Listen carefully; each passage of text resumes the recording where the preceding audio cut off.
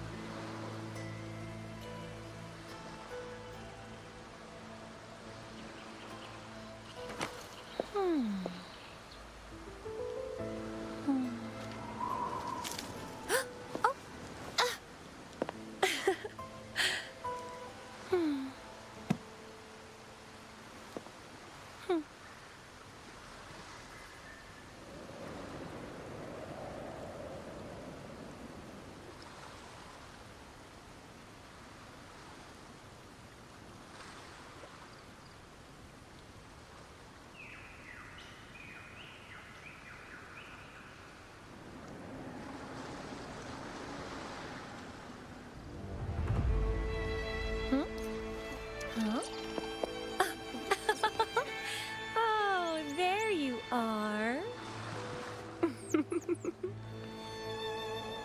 Oh, who's a good boy?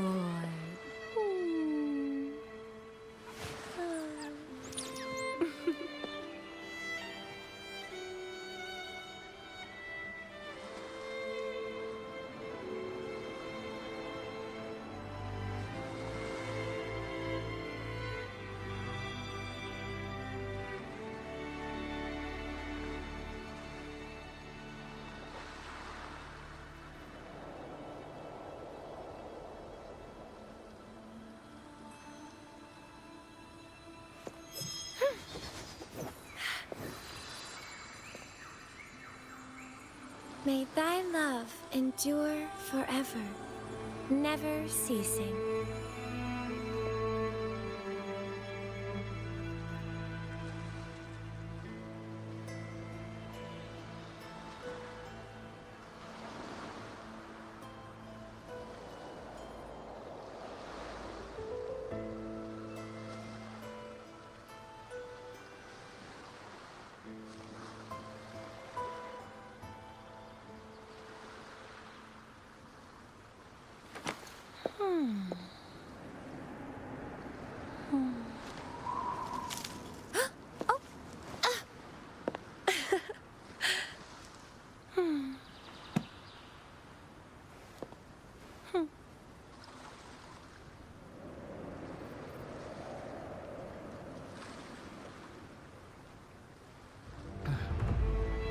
Sorry about the silence, everybody. I'm here. I was just looking at my phone and stuff. Welcome, one and all. Today's session of Wuthering Waves, I have to readjust my mic because I always move it out of the way and I never keep it in the exact same position. But we are back with more Wuthering Waves. Now, today we are going to be focusing on companion quests. I have quite a few to go through, so let's see how many we can get done in the next, let's say, 4 hours, yeah? So let's go ahead and make those a priority. And going up this list, there's one I'm currently in the middle of that I really haven't messed with.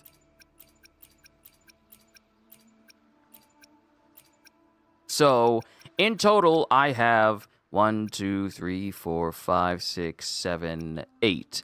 8 missions. From Encore, which I'm currently in the middle of, to Carlotta, Gian, Rochia, Brant, Zani, Zhezhi, and Cantarella. Hello, Hybrid, and hello, High Dragon. It's good to see you today. So let's go ahead and focus on Encores. I was in the middle of it off camera one day, but it's been a hot minute since I last got to it. So we'll go ahead and focus here. And I'll also try and work on improving Cantarella as well. Now, as I said, I attempted to try and get Zani, but I pretty much went through the vast majority of my convenes, and I didn't get her. I managed to get everyone else in the 4-star Resonator raid ups, but I did not get Zani. If I did, it would have been a separate video all on its own. But, it's all good. I ain't gonna lose any sleep over it. I did, however, manage to pull the Static Misc 5-star pistol, the Winter Broom pistols. I managed to get this, so, you know, it's not all bad. But yeah, for now, we focus on catching up to Encore. And we will not make any deviations other than doing companion missions. Leave it to me. According to the treasure map, the sword should be around here somewhere. Why are there so many Tic Tacs? Are they having a party?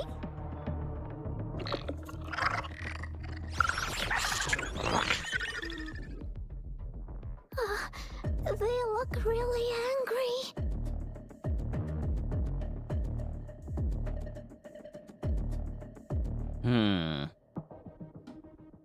Don't worry. No need to be afraid, Ying. We'll keep you safe. You probably don't know this, but Woolly Warrior once met a huge cat monster 100 times stronger than her. And she was so scared that her legs were trembling. Really? That's right. But even so, she stood her ground. Because she had all of her friends behind her, she had to fight. Just like the situation we're in now. You can't let a few small TDs beat you down. Let's make this quick, Encore.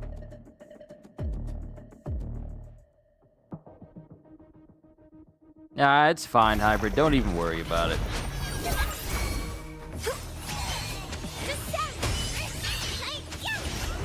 Together we stand. Judgment time.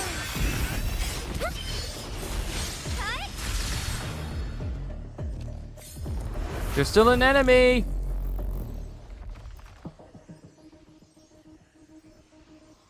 You two were incredible. You betcha! Wait till you see what else we can do. Am I right, Rover? Easy peasy lemon squeezy. We'll take on anything they chuck at us. Quick! Let's check and see if the sword's around here. Is that some kind of puzzle over there? Do we need to put something inside of it to activate it? Oh, it's a bit too high for Ying and me to reach. I got it. Looks like we just need to place the treasure map on top.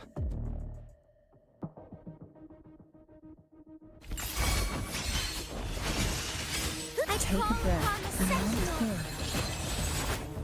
Now, despite the power of Cantarella, did however lose some sleep after pulling the fraud. And don't feel bad, I couldn't pull Zhezhi, so... And I'm all out of convene, so it's whatever. Cantarella, I need to get to a higher level because she's only 40 and I haven't taken on Lorelei in a hot minute.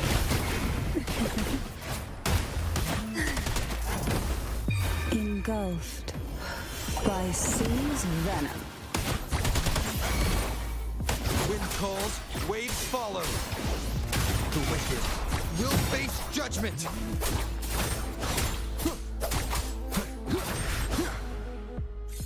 Okay, taken care of. Don T, good to see you. Hopefully your day has been good.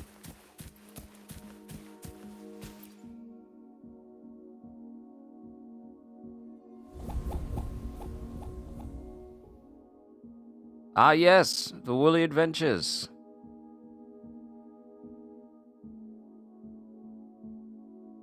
Whoa. This There's companion another quest? puzzle. Yes, this is Encore's companion Was it quest. not in I the have story 8 before? companion quests in total. So let's see how many we can get done in 4 Random twists hours. and moments do happen here and there. We're so high up. This is even higher than any of the climbing games Mom and I used to play. Just keep looking ahead and it won't be as scary. It's easy. Here, watch.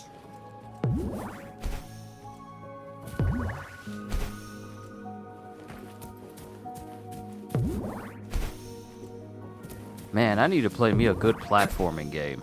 Like, just classic platforming.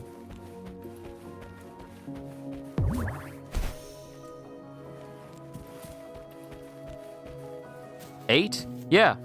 I really haven't been doing any of the companion quests I came across. You know when I did the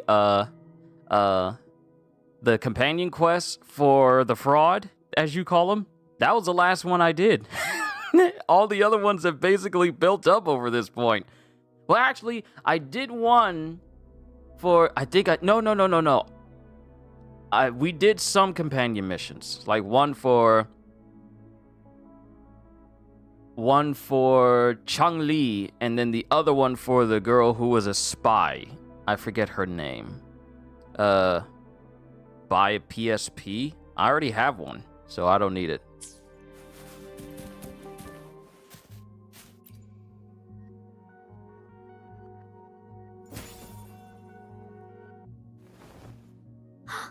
So, is this the sword in a story that can slice through anything?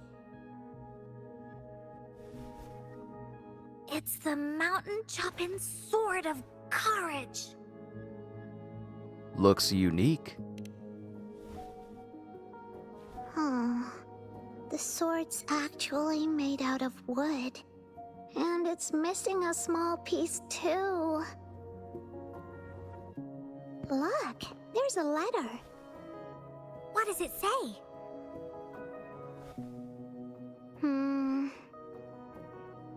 My dear little warrior, you found the first relic. Right now, you must be thinking, what a plain-looking sword. How could this ordinary wooden sword possibly be the legendary sword of courage? Don't feel disappointed just yet. Think back on what you've been through so far. All the challenges you faced along the way. The waves under your feet felt so high to you, and the treasure chest above seemed ever so far away.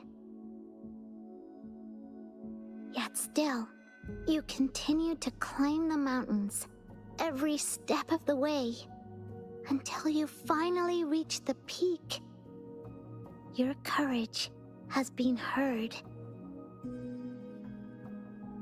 And this seemingly ordinary wooden sword is the proof of your courage.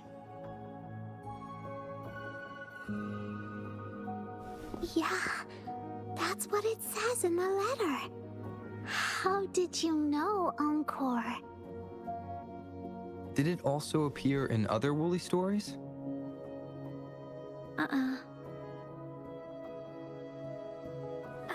Anything else? Did the letter mention any clues about the next relic? We still have 2 to go. Yes. It goes on to say, "Oh, little warrior, your adventure doesn't end here. To have your wishes come true, courage alone is not enough. You need not look far, as the shield that symbolizes faith is buried right beneath your very feet. In a land covered in sand, treasures may lay, or there may be nothing at all. A land covered in sand." I know just the place. Then let's go check it out. Sounds like it'll be a treasure hunt in the sand.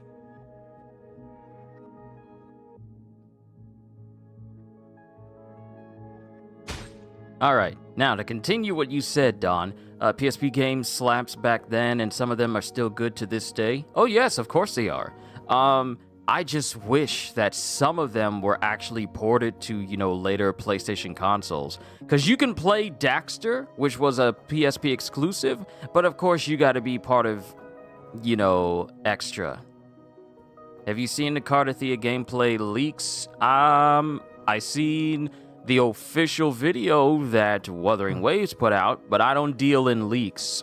I don't deal in leaks, so if there were any leaks, then no. But if it was dropped by the official Wuthering Waves team, then yes, I have seen it. But getting back to the PSP games, some of them are really, really good. I enjoyed Daxter a whole lot, especially the minigames. The minigames for Daxter were very, very good. And then you have Dissidia and Dissidia Duodecim, which basically was Super Smash Bros. For Final Fantasy characters, and pretty much one of the few games where you could actually play as Sephiroth and enjoy Sephiroth and level up Sephiroth and give him skills and whatnot, which was awesome, by the way. And then you have games like Patapon and, of course, Metal Gear Solid Peace Walker, which also happened to be my very first Metal Gear Solid game, of which I was still not privy to the actual storytelling styles of Kojima back then. You know, before Konami thought that they could do better without him. I was not privy to how good his storytelling was, so it was like, I enjoy this very much and everything, but I didn't really appreciate it back then. And seeing it as my first Metal Gear Solid game, I have to say, yeah, the game was absolutely amazing. Connection with the world around me. Did they ever release Peace Walker on, regular PlayStation consoles outside of PSP? I don't think they did. What about Assassin's Creed Bloodline? Never played that one. I have never played an Assassin's Creed on mobile. I did play Phantasy Star Portable 2, which I found very enjoyable, if at times it would seem a bit cumbersome. Sometimes. But those were games that I definitely enjoyed.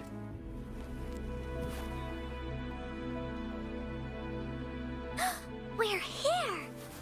At long last, the brave adventurers reach their second destination, and thus they start a hunt for the legendary Shield of Faith on this sand-covered beach.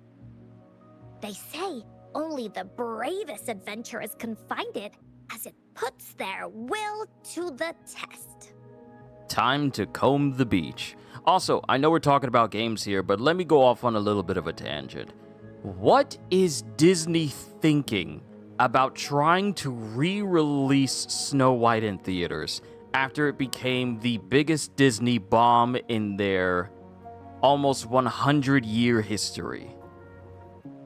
What makes them think that that was a good idea? Because the proof is already showing that no one is interested in Snow White at all, because all what happened across all the screens that they showed was they made a measly $215,000 from all those showings. Not even $500,000. It wasn't even $250,000. You only bought a PSP back then to play Cars? I'm trying to remember the very first game. Actually, you know what? I bought a PSP because I got a PSP because I thought it would be cool to play PlayStation games, on the go. And it was for a time, it was incredible. My first game actually was Daxter, and I still have it, though the plastic covering that shows the art, it has become dented in over the many years of me playing it. So, it was a very, because what I got was the PSP was a special edition Madden Blue. I think it was Madden 2005. I think it was a Madden edition of the PSP, and it was blue. And for years I played that game. I played Monster Hunter, where they gave it to people for free on the PSP, but I had no idea how to effectively play Monster Hunter, so I didn't really progress in that all that much.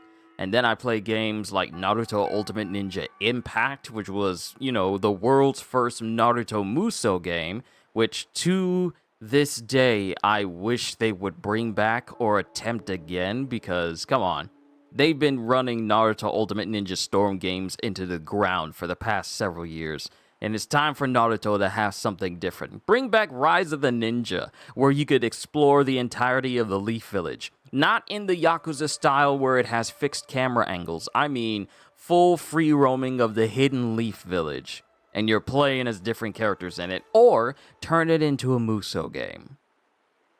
I kind of wish that the next Bleach game would have done that, but we got a fighting game instead. So, you can't always get what you want. But, that's just me, though. That's just the type of games I prefer for anime stuff.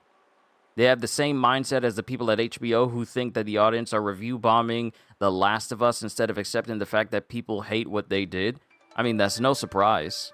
People who didn't like The Last of Us Part 2, myself included, I thought narratively it was one of the worst ways to write a sequel for a video game. Now, mind you, the gameplay was solid, but people played The Last of Us because of not only how good the gameplay was, but how good the story was. And Neil Druckmann, as soon as he got full control over Naughty Dogs, basically took the idea that every writer that was alongside him for the first game and told him, no, that's a good idea, which led to the great story that is The Last of Us Part 1. He decided, okay, they didn't let me make this story I wanted to do with the first game, so I'm now going to make it into the second game, and now it's a panned story. To the point where people not only... Because mind you, the gameplay for Last of Us Part 2 is solid. It's good. It's very good. However, it's the narrative that brings the overall experience down because of how poorly Neil handled the story. So with that in mind, and their incessant need to try and re-release the same game multiple times over and over, The Last of Us Remastered,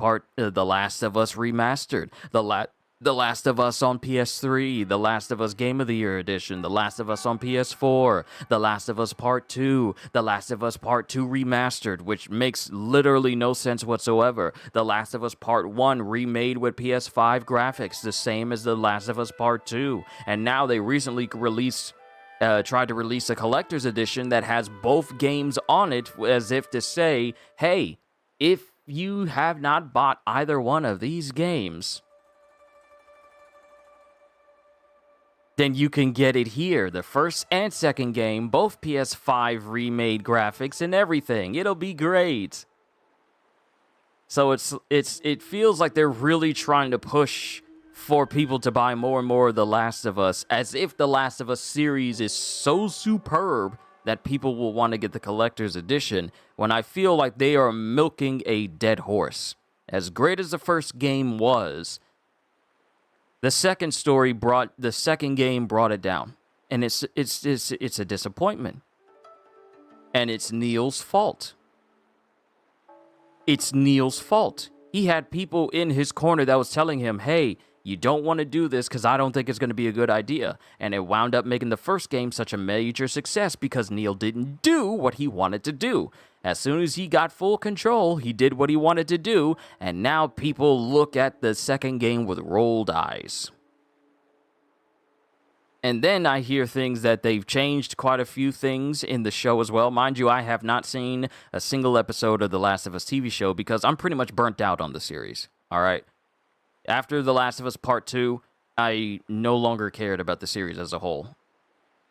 I stopped caring about the series. The same way I stopped caring about anything Far Cry related from Ubisoft or anything akin to it. That's the reason why I fell off of Far Cry 6. I played and I beat the game, but then going back to it just felt like, I don't care. And then I didn't feel interested in playing Avatar Frontiers of Pandora. And then I got burnt out with Assassin's Creed Valhalla and felt I don't care about anything else Assassin's Creed related after that. Because it just felt like they were just making another by-the-numbers type game, and I got burnt out from that. When Assassin's Creed Shadows showed up, I had little to no interest in it whatsoever. Little to none to actually play it. And the more I saw of it, the more I'm glad I just left the series, because it no longer holds any interest or intrigue that it used to. That fire that Assassin's Creed games have had is gone. The same can be said of The Last of Us. They had a multiplayer game in the works, and they just straight up canceled that. And now Neil and his team are working on an intergalactic sort of game, but it's all like, if you're gonna be the one helming it, and you do the exact same thing you did with The Last of Us Part 2, best of luck to you. No disrespect to anyone working on it, but if you're just gonna take the feedback, if you're not gonna take the feedback of what happened with The Last of Us Part 2 and how not to write a story, and you try to do the same thing in this intergalactic game they're making, it probably won't work out well. They're going to re-release a new one again, but this time it's based on the show The Last of Us remake. See, my thing is they're milking this game more than Skyrim milks more than Bethesda milks Skyrim. But what makes it worse is the fact that they kept trying to re-release the same two games over and over and over again, as if people are so interested in The Last of Us that it warrants them making these different copies all over these platforms. When it's not. It's disappointing at best. But let's continue. Time to comb the beach. There'll be plenty of time for us to talk. Yeah, that's the spirit. Ying can go left, Encore will go right, and you can take care of the middle. If anyone finds anything interesting, show me and we can take a look at it together. Okay. Got it.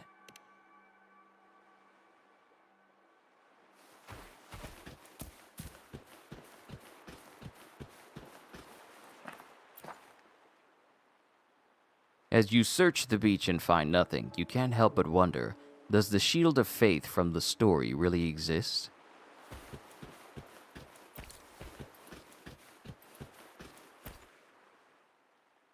You dig up an old boot. Hey, no littering.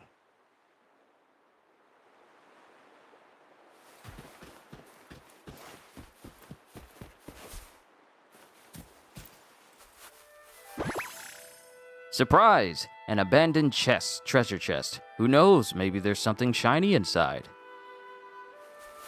Cherish every gain.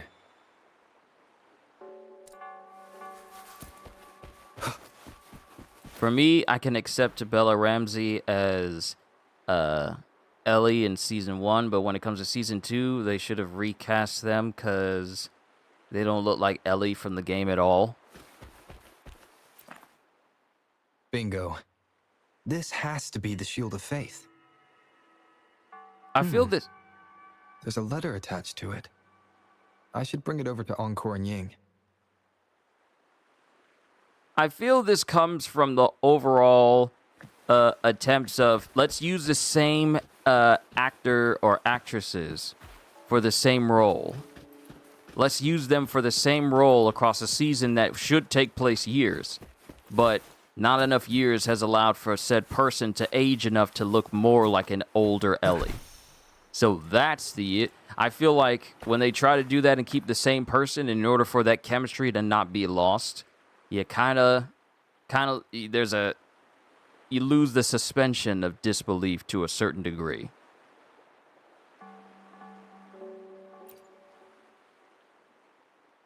Well, did you find the shield? Got it in my hands. Way to go! I know who to call if I ever need to find something. I'll go get Ying.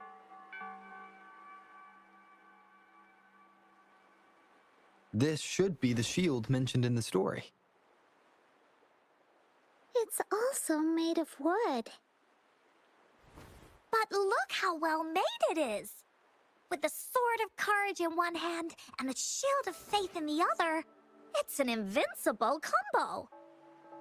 The person who crafted this shield really knew their stuff. There's also a letter. Time for clues about the next relic, the Wreath of Hope. Hurry! Ying! What does it say? Okay. Let's see here. It says...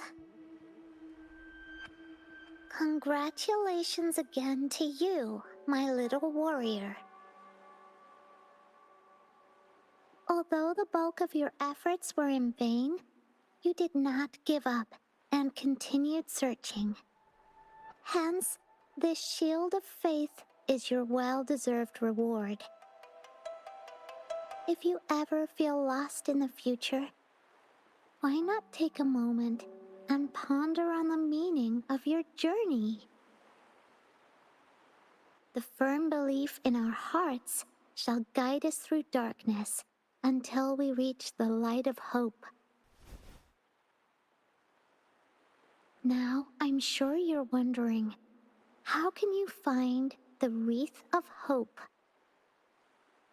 Bring with you your wishes and proceed to the Garden of Promise. The garden? The Garden of Promise. Oh, I think I might know where it is. Fantastic! Then that's our next stop. Onwards!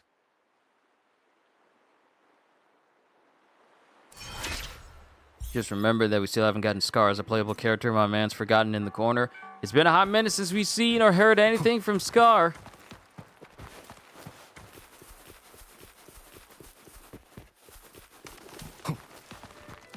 The only person that we've heard from the Fraxidus recently has been Froliva, and that's been it. I will say the cutscene with Froliva when we were fighting against her during the whole rinascita Carnival section, I love that. That was actually fun. And I have to say that I wonder who's in charge of directing these cinematics. Has anyone ever thought of that? We see these cinematics and we just see them happen, but realize that these things got to be storyboarded. Someone's got to make sure that each motion makes sense, and it's not just like, oh, we're just throwing in stuff to fill in like an action role. There's a certain level of choreography that goes into this sort of thing, and I'm like, I like how smooth these cutscenes tend to be, especially the high-grade ones, and how much effort really goes into it. It really speaks on the creativity.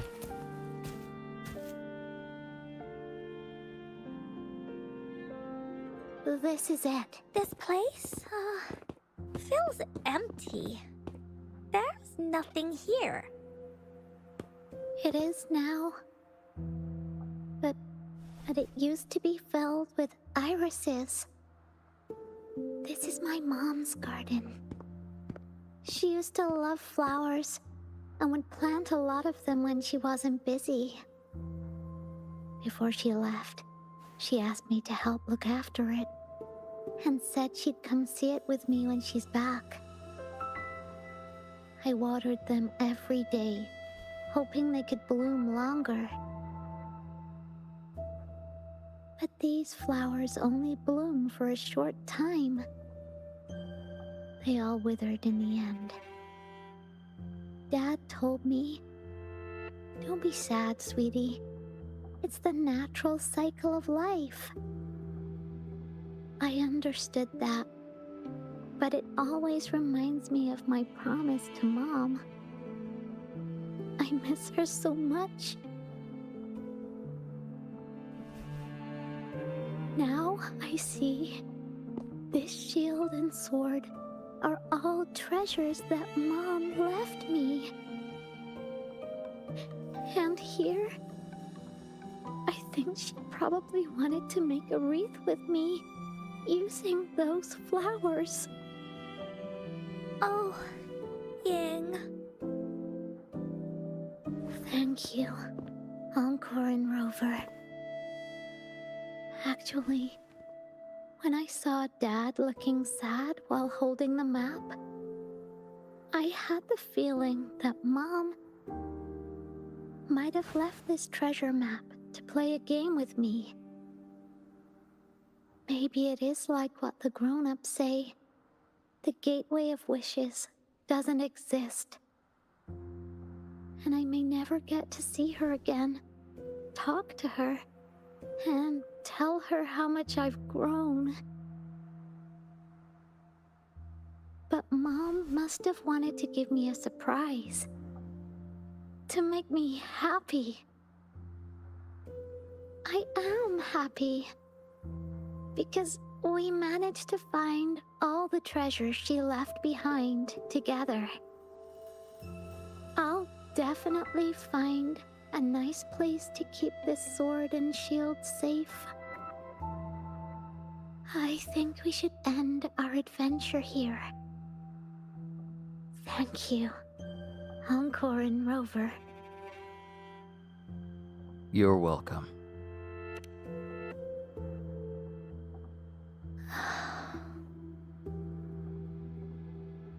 Why are they making us cry? This is a companion quest? Wuthering Waves never said it was going to be a feel-good moment all the time. We've heard so many sad stories playing this game overall.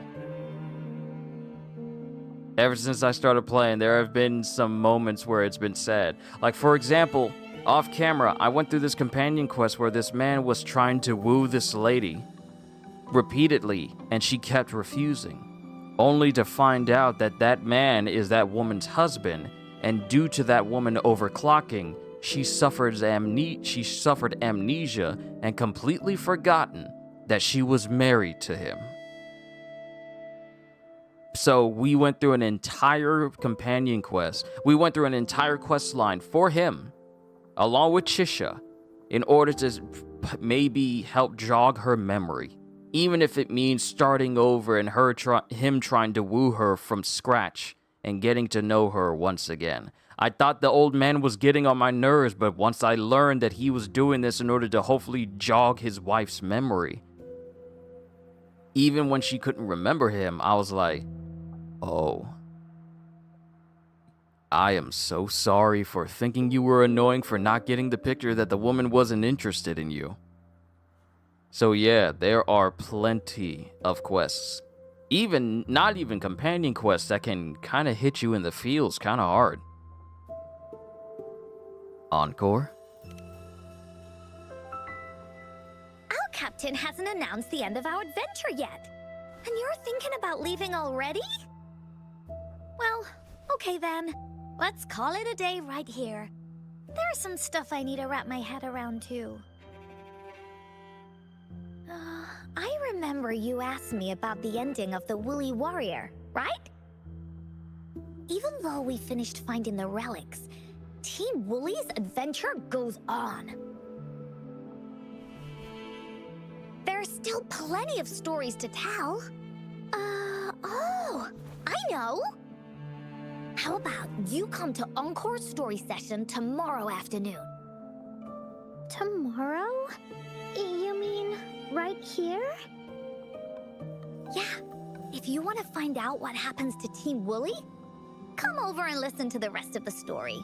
Be there or be square. Okay then. I'll see you tomorrow. Yup! See you tomorrow, Ying.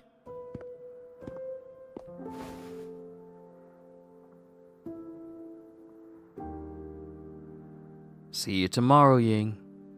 I had to listen on playback to how not Yonko, but Encore sounded in that instance. You could hear her accent coming when she says, be there or be square. I like her accent. Her voice actor's accent. It's very nice. See you tomorrow, Ying. Do you think this is a good ending to the story?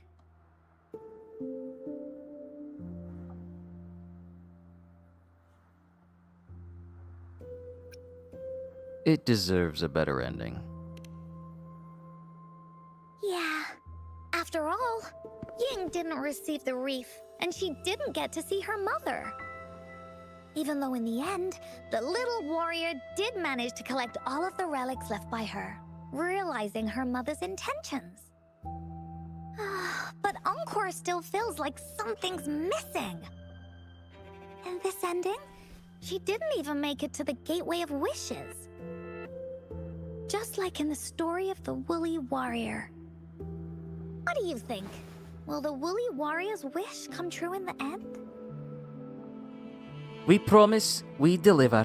Oh, I love Lumi's accent. I love it. I love it. It is, Scottish.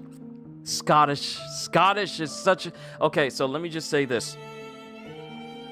I'm an American dude. An American dude who likes accents. And if a woman has like an accent, like maybe she's Hispanic, maybe she's French, yeah, maybe she's Scottish or even British, I just find that makes them, not to say there's nothing wrong with just, you know, like regular American accents, but there's just something about an accent outside of the country you live in that makes a person sound so much more, I'm not going to say exotic, but I want to say makes them feel so much more, what is the word? Interesting. Not even interesting, because I'm not going to say, because then that would insinuate that, oh, then you mean that anyone without an accent is less interesting than those with accents? No, what is the word? There's a right word that doesn't feel like it's insinuating that anyone without an accent is less so. What is the word? Oh, there's a word for it. What is the word? I'm thinking. I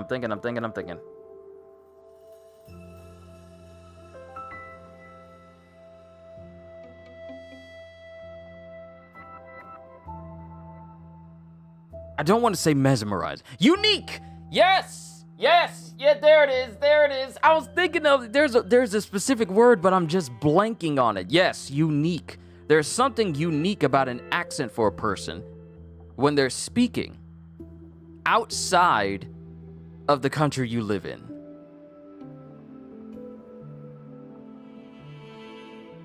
So when I hear Lumi speak, when I hear Encore, when I hear Tauchi, when I hear Cantarella, you know, Cantarella's appearance aside, there's just something unique about accents in general. And that's the reason why when I'm voicing characters, when I'm reading through manga, I try my best to sound like their accents from time to time.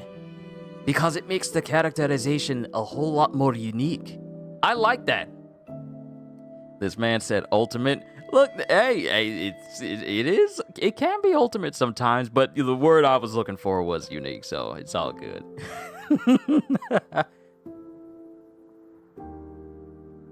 It will come true. If it comes true, then she should be able to see her family again. After such a wonderful and interesting adventure, she must have so much to say to them. But actually, there is no true ending to Woolly Warrior's story. Remember the play Ying told us about when she showed us the treasure map?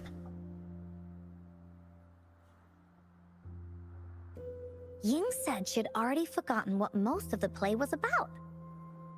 All she could remember was that the hero had been searching for a legendary treasure to make their wishes come true. Ha! I knew straight away that the treasure map wasn't for the Woolly Warrior's sword. But it was a gift left to her by Ying's mother. Want to guess how I found out?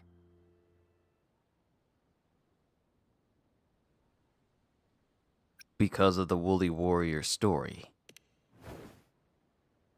Yeah, that play was about the Woolly Warrior's story. And I remember each and every part of it. Because that play was a gift from my mom. Now time for a story from Encore.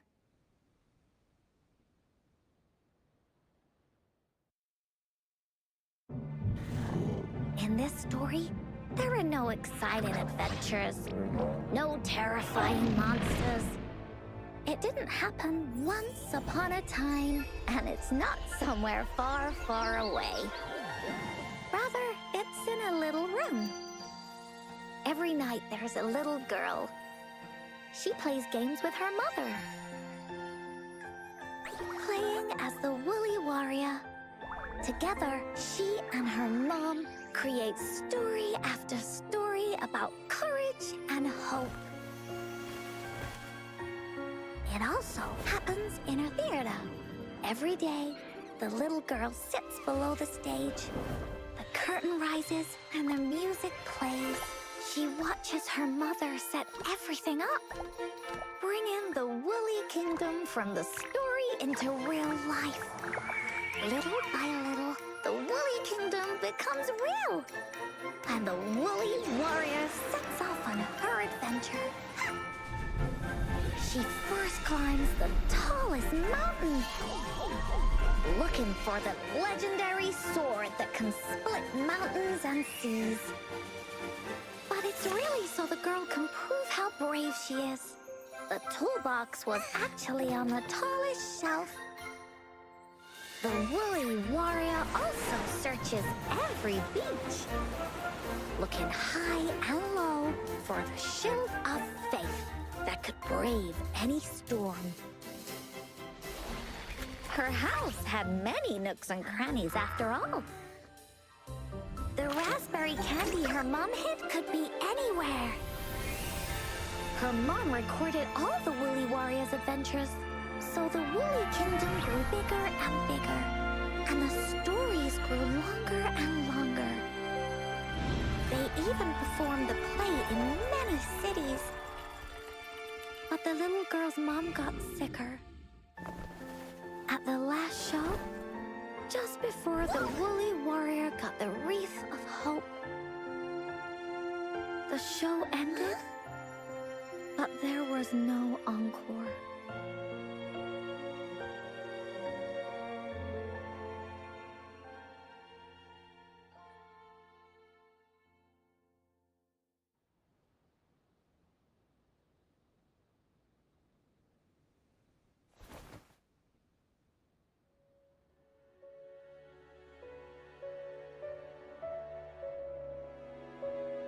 Well, that just got sad again. What happened?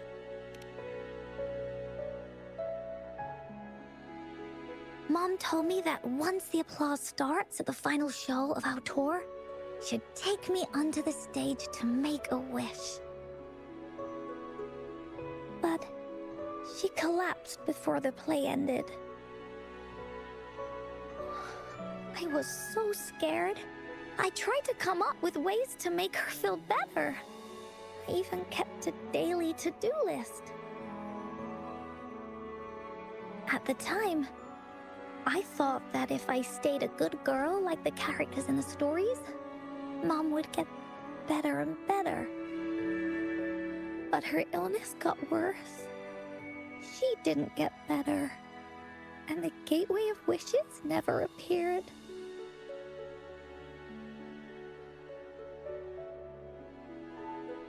Encore didn't know what to do anymore. Mom just asked me to sit by her bed and tell her stories.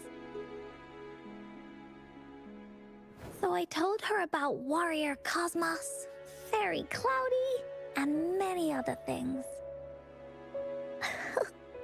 She always smiled each time. It was right around that time when Cosmos and Cloudy appeared from the stories. Mom told me they're a part of life, and these stories will always be with me. After she left, Encore had to become the Woolly Warrior, going on adventures on her own. Whether it was in the orphanage or with the Black Shores, Encore would write down everything she experienced. With these stories, Mom will know what kind of adventures Encore had and all the friends Encore made. Later on, Encore wanted to continue writing the Woolly Warrior story, but this time, it's a bit different from before. Now she has her own friends that she can adventure together to find the Gateway of Wishes. Because finding that gateway is the only way she can tell all her stories to her mom. So, she knows how well she did. That's That's why.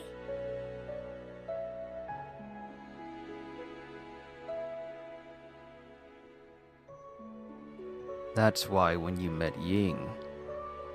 Yeah, she said she had a lot to say to her mother. Oh, just like me. There's so much Encore wants to say, and so many stories that Encore wants Mom to hear. Our time with Ying reminded me of all of that. Even though Woolly Warrior's story has no true ending, will Ying's be any different? Will she be able to make her wish come true?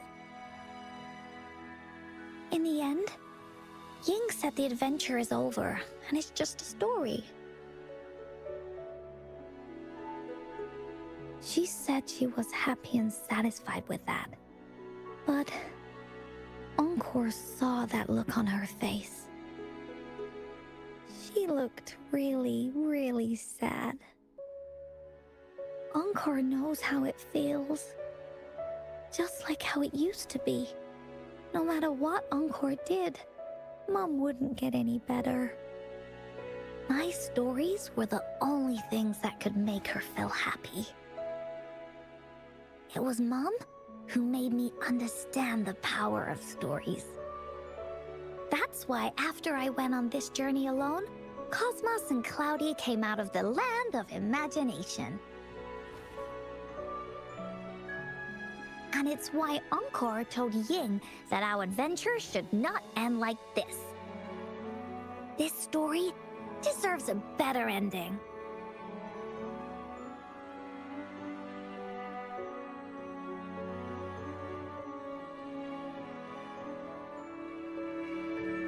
Not just Ying's story.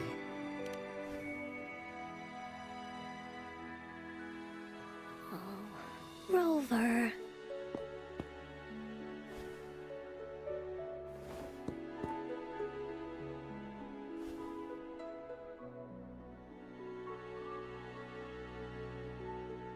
We should finish the story. Together. Agreed. The story must have an ending. But what should we do? Oh, there's no way we can bring Ying's mother back. I mean, the Gateway of Wishes doesn't actually exist in real life.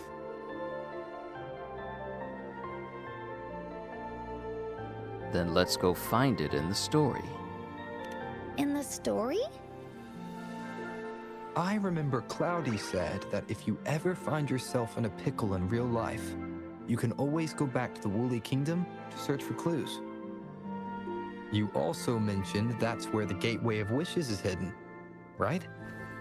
And you've always wanted to finish writing the story of the Woolly Warrior. This means the final stage of the story should be set inside the Woolly Kingdom. Encore sees what you mean. Encore could invite you and Ying into the Woolly Kingdom and go on a real adventure with me, the Woolly Warrior. But the kingdom isn't some place you can go willy-nilly.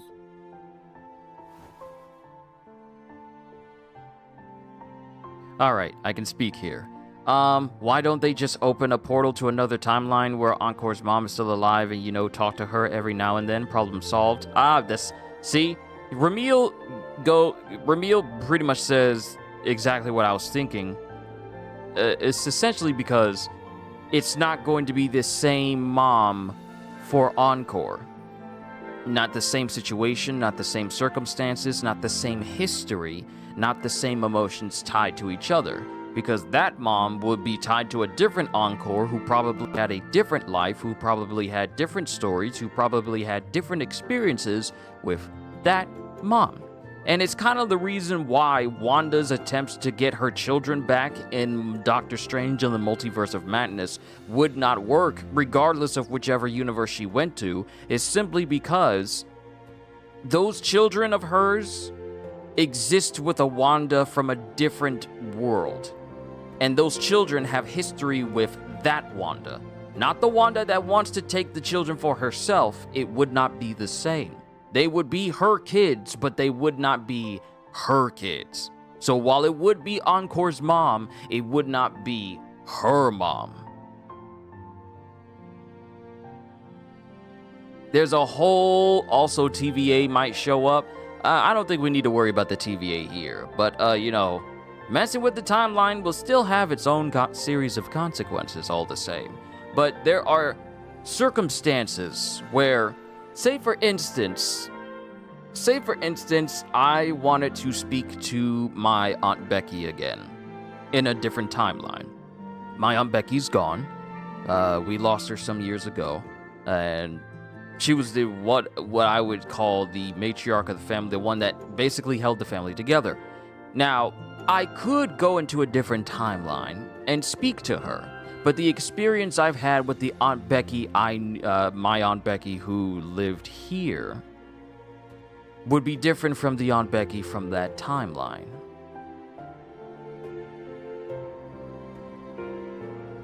See, the Q that exists for her in that world is not me, but a different one. So while you could try and speak, you could have Encore try and speak to her mom from a different timeline, it wouldn't be the same, because Encore would know that, sure, this is her mom, but not the mom that she knows. So it carries along with it its own share of problems and issues that just simply can't be solved by just like, oh, just go on another timeline and talk to my mom, and like, everything's normal. There are a lot of factors that need to be thought of and just dealt with over the fact that, like, well, I'll just go talk to this family member and we'll just talk and chat it up as if everything is normal, as if nothing else is going on. It's just simply not that simple. So while it may seem like a good idea on paper, it carries a lot of baggage with it. Michael Malker, hi, hello, how are you? I hope your day's been good. We're going through some companion missions for characters in Wuthering Waves. I got 8. I highly doubt I'm gonna get all 8 done in this one particular section. I highly doubt I'm gonna get all of them done. So you know what I'll probably focus on? I'll probably focus on the ones here in Jinzhou first, and then start to make my way to do the companion missions over in Rinascita, because I think I have way more companion quests for Rinascita than I do for Jinzhou, because I think I've done all the companion quests for Jinzhou already. We need Ying to believe the Woolly Kingdom really exists. Only those who believe in the kingdom can visit. We should make a wreath for her and let her know that our adventure is not over yet. Encore remembers it went something like this. The wreath is a crown of flowers that can reflect a person's thoughts. Never withers, forever blossoming. How are we gonna make it?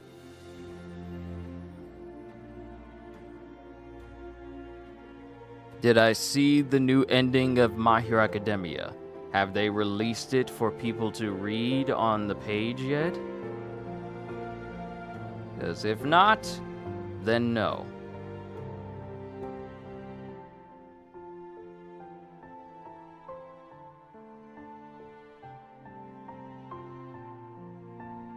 If there's no new MHA up there, then no, I haven't seen it. And I still just see chapter 430, so unless they see it on Viz, then no, I haven't seen it. And don't say anything about it, because I'll wait until they release it then. I'll wait.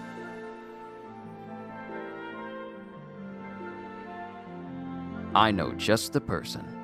You mean Verena?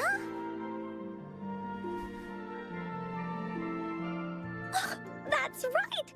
Verena loves flowers. She's a flower's best friend. Let's see if she has any ideas.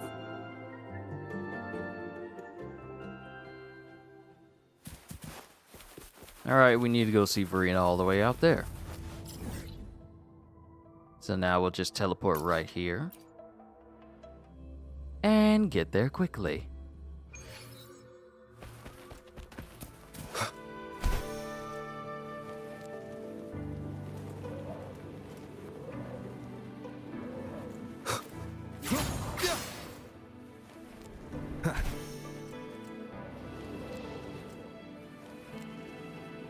Too bad I can't use the flying function here in Jinzhou. Ah, well.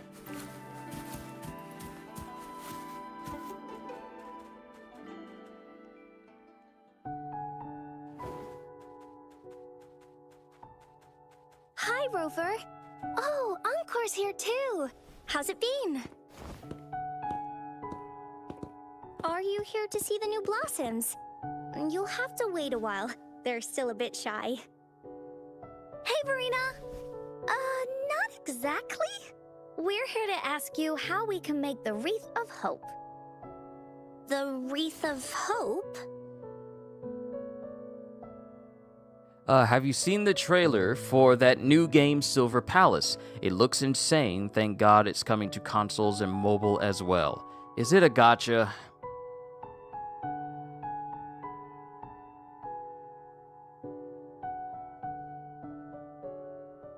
Is it a gacha game?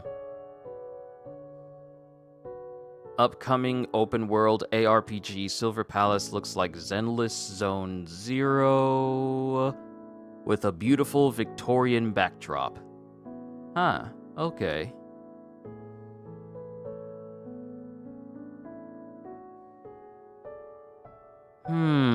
I heard about it. I saw like trailers up on different sites and such.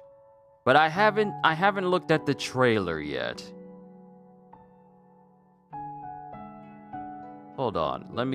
Okay, there's just a whole official reveal trailer. How long is this? 2 minutes? Let me check this out real quick. I get so tired of these mobile game ads that use AI voices telling you like, no ads. This is the greatest game you will ever see. Oh, you chose the wrong weapon. But if you chose the weakest weapon in the beginning of the game. But if you stick with this weapon, it becomes so overpowered, you can easily trivialize the game. And there's no weapon that does that. Oh. Oh. Wow, okay. You got horses? You got zip lines?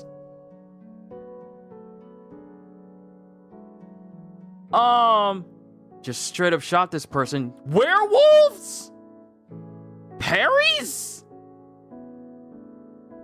What am I looking at here?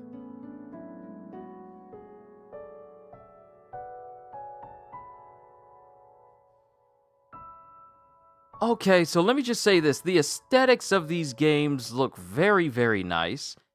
You're fighting multiple enemies at once. You're fighting werewolves and all sorts of different okay.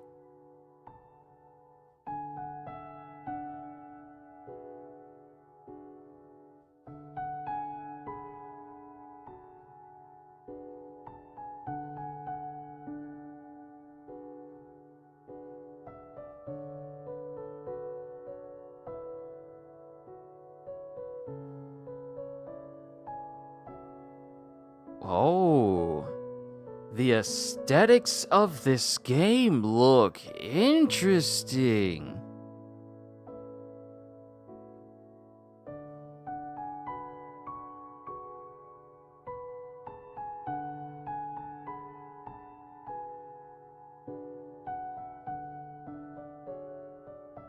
Wow.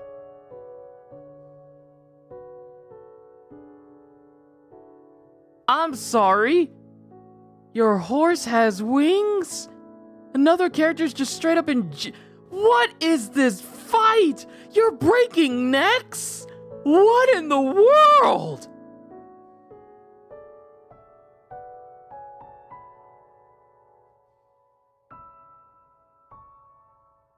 Hold on. And you're getting chased by someone on a carriage as the whole city is burning and folding in on itself like the mirror dimension of Doctor Strange? What in the world? Yeah, I saw that. You could drift with a horse. I haven't seen that since Red Dead 2.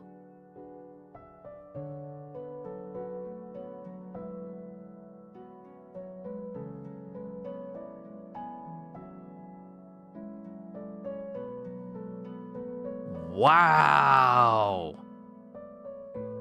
just straight up snapping necks. That's definitely a way to get me interested.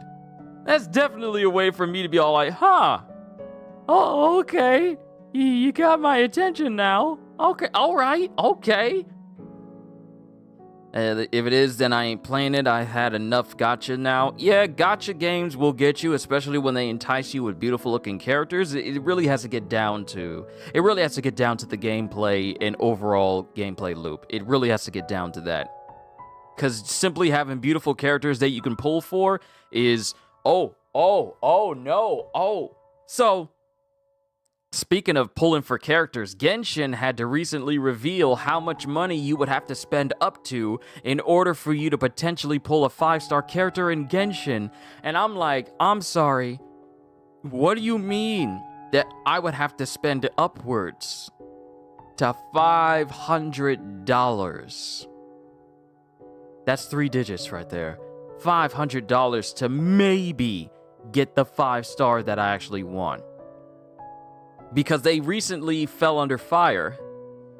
And then they had to recently expose just how much money you are going to have to pour into the game in order to hopefully get the 5-star that you're after. And I'm thinking, ain't no way. That's the chance. And that's how much you have to spend in order to hopefully get the character. And mind you, Genshin is still limiting just how probable you can pull a 5-star character in their game because of what you guys told me when we was in Hongzhen helping out Zhezhi. Way back when I was streaming this, we were talking about how they just changed up the drop rates for 5-star characters in Genshin, and now they're revealing that you're gonna have to spend up to 3 digits in order to maybe get the character. Hey Q, did you get Zani or are you waiting for Kathy? I attempted to pull for Zani. I did not get Zani. The only 5-star I walked away with was the Static Mist Pistols. The 5-star Static Mist Pistols, and that was it. I don't have it. I don't have enough convenes, and I don't have enough Asterites in order to make another attempt for Zani. So that's kind of the situation that I'm in. And you know I'm a free-to-play player, so I'm not dropping any money on this game. I'm just going to earn them, as I've done with everyone else. But Jordan, it's good to see you. I hope your day has been good. And you say the gameplay, though? No, the gameplay looks crisp. I need to see actual gameplay, not spliced-in gameplay with edited cutscenes and such. I need to see actual gameplay in motion. But that definitely has my attention. Definitely has my attention. Now to get back to Verena, because we're still on Encore's mission, and it's already been an hour, so we need to keep moving. It's a long story. You give Verena a rundown of the story. I see. You want to help finish the story Ying's mother left her and make her wish come true. But I don't know how to make such a wreath either. According to the story, this wreath is made of various kinds of flowers. It can reflect a person's thoughts, and it must blossom forever and never wither. The flowers that can reflect people's thoughts. The ones that I can think of are water lamps. These flowers emit a faint glow at night, and passers-by use them to guide their way. Or wintry bells. Wintry bells bloom in cold and snowy weather. Seeing them in a cold winter will definitely make you happy. It can also be duvetches. Due to their sweetness, they remind people of sugary candies. However, these flowers all bloom in different seasons, so it'll be hard to put them together, let alone have them blossom forever and never wither. What if we use Forte? Yeah, I remember you created a Blake bloom for Rover that one time. That's a bit different. Flowers made with Forte are just artificial creations. They can easily break up without actual substance. It's not the same as life. Every life has its own journey, from blooming to withering, recording the feelings of every moment along the way.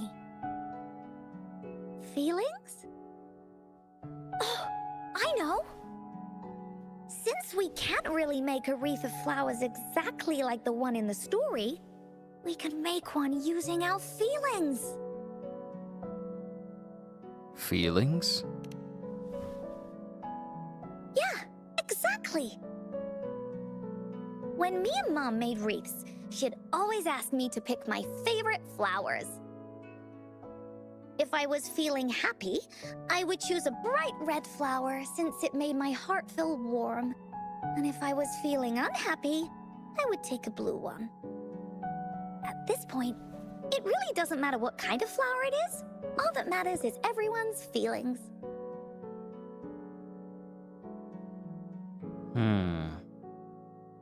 Everyone's choice of flowers would be different.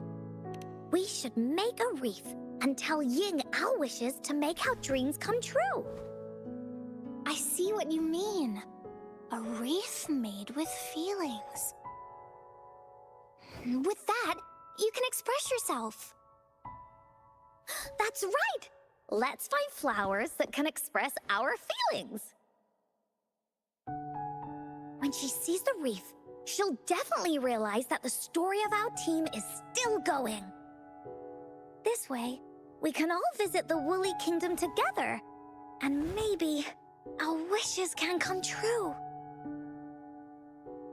Do you mind if I help? Once you've collected enough flowers, bring them to me. I'll help you weave them into a wreath. Great! Oh, thank you, Verena. Off we go!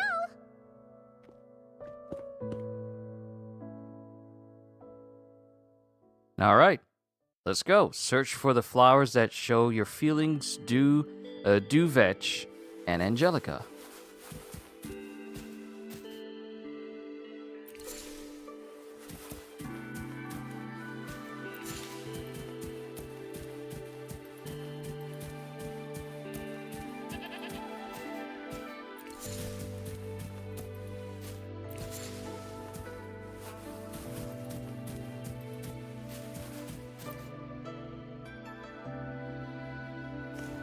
Have you found the flowers you want? Blue flower. This flower typically blooms in pairs, representing companionship and support. Perfect for conveying friendship. And these? These are Encore's picks. That's quite the selection, Encore. What do they all represent? Have a look at this one. It's gold and shiny, and it matches the color of your eyes, Rover. Encore picked flowers that resemble everyone. If we put them together, they can represent our whole team. Oh, that's pretty special. I'm sure it'll look really nice once they're all together. Oh, one more thing, Verena. Can you leave a spot here on the wreath? Leave a spot? It's for Ying. We don't know what kind of flower represents Ying's feelings, so we should leave a spot and let her decide which feeling to put on there. Got it. I'll take it from here. Thank you so much, Verena. Rover, when the wreath is done, we can go tell Ying the rest of the story. Don't forget, tomorrow afternoon. I won't be late.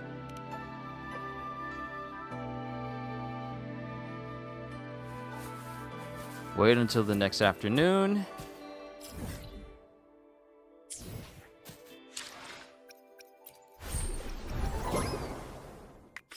Claim some dice, because I'm still playing through the QB Derby warm-up.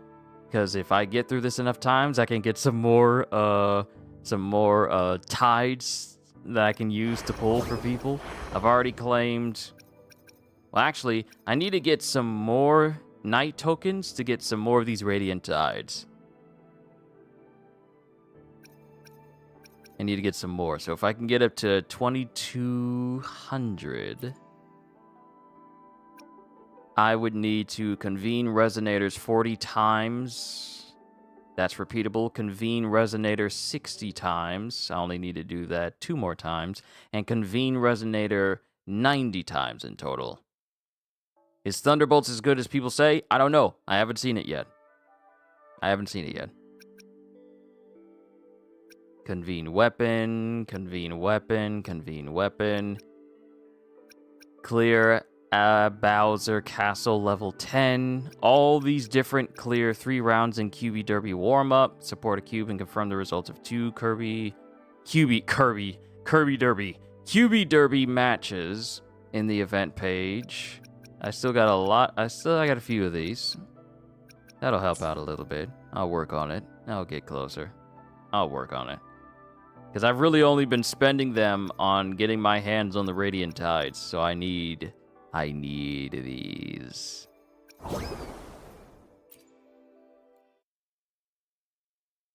Now, before we wait for the afternoon, let's roll through this real quick. Let's see how many we can get.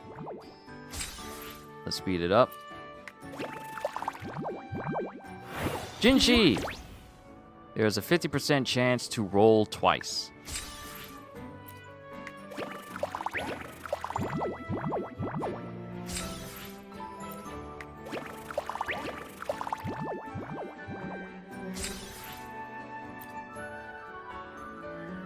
And I used up all my rolls. So I need to get as far as like 12 laps.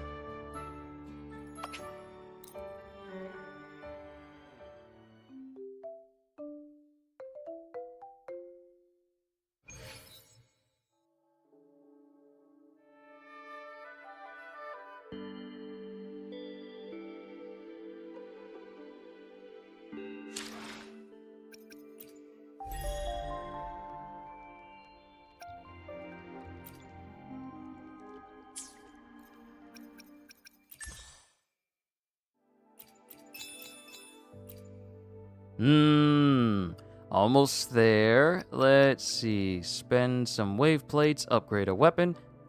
And let's upgrade a weapon. I will be there for everyone as we head toward our shared future. leaving Can't the past upgrade behind. this because I need a higher soul phase.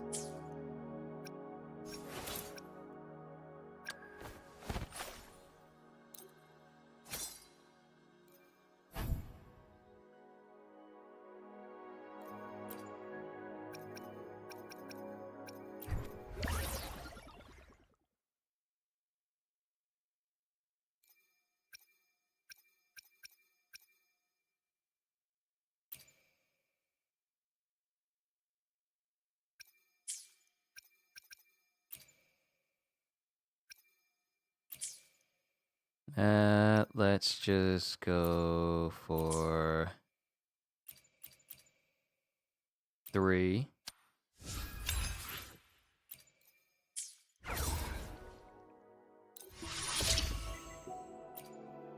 I think that was enough. It was not enough. I will be there for The tides have whispered of your arrival.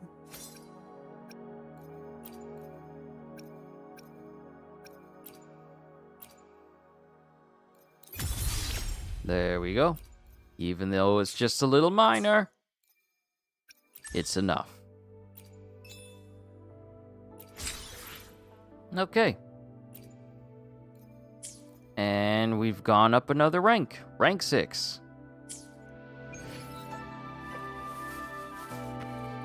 Alright, now we wait until the next afternoon.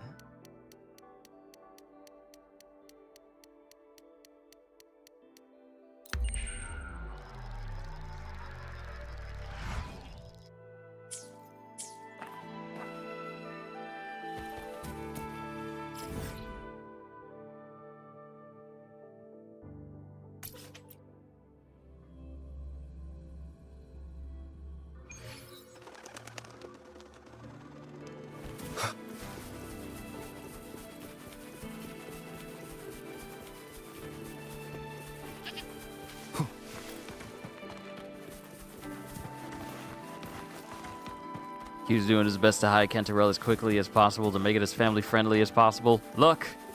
Look! She's too... Leave it to me.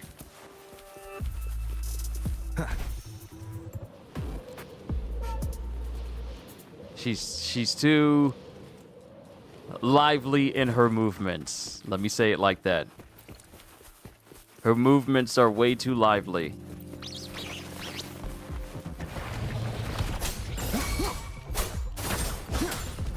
Sentinel protection. Imagine if they age restrict this. I wasn't on there long enough. It'd be crazy if they did, though.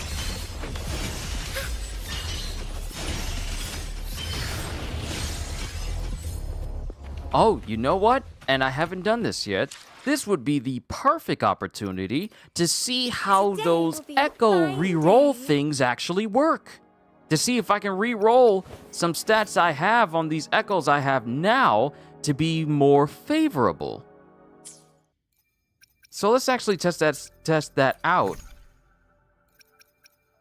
But yeah, these are all the 5 stars I have. Luminous Hymn, the Blood Pack's Pledge, the Emerald of Genesis, and the Static Mist. They really need to let us fly in other regions. They do! You can't make it so that we can only fly in one region. Do you realize that I would fly from one end of Jinzhou to the other? The opportunity to fly across an entire map. You've given us flight. This isn't gliding. This is just straight up flight. In rinascita, that is the best way to get around. That's the best way to get around. But I would love to be able to fly elsewhere. I got so many copies I need to get rid of. Okay, where is it? Is this it? Modifier. Used to adjust echo frequencies to obtain different characteristics.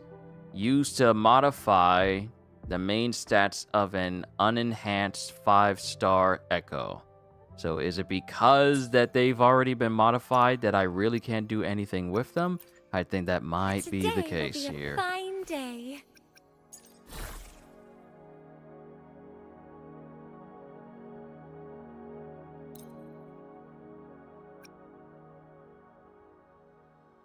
Yeah, I think it's only when they're fully upgrade. When they're fully upgraded, I can't use it.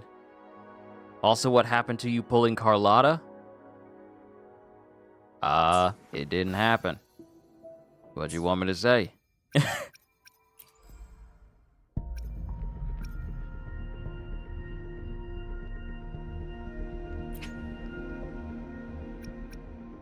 Because we have Jian, we have Yinlin. Yeah, this is the side mission. Yinlin, this is the one we did before. Yinlin, we have Zhezhi, we have Zhangli Yao, and then Phoebe.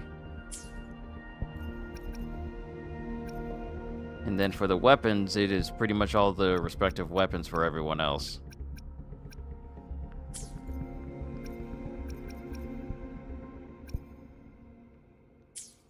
So it's like, oh well. It's literally that. It was just like, oh well. I'll just deal with it. Today will be a fine day. May I? Today will. The tides have whispered of your arrival. So let's see. Havoc bonus. Havoc bonus. Attack.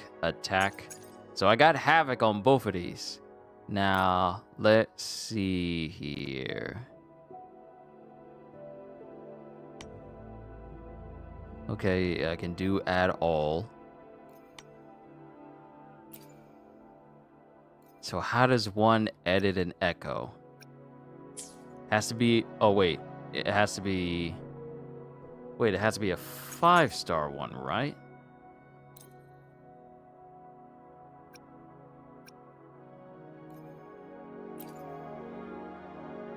One that's unupgraded.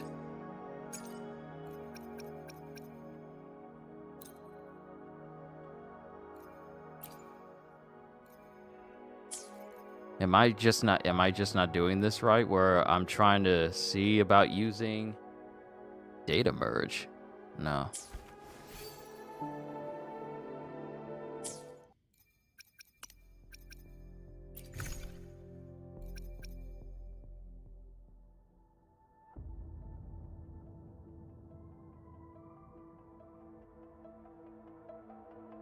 Unenhanced 5-star echo. Are these echoes that I have, are they not 5-star? Are they not considered 5-star? Oh, there it is. It's literally in databank. Literally in databank. My bad. My bad, everybody. My apologies. Data modification activated. You may now adjust the echo's main stat. Okay. So come down here. Ah. Okay. So this is how I do it. This is how I do it. So that's defense and attack when I should get critical rate.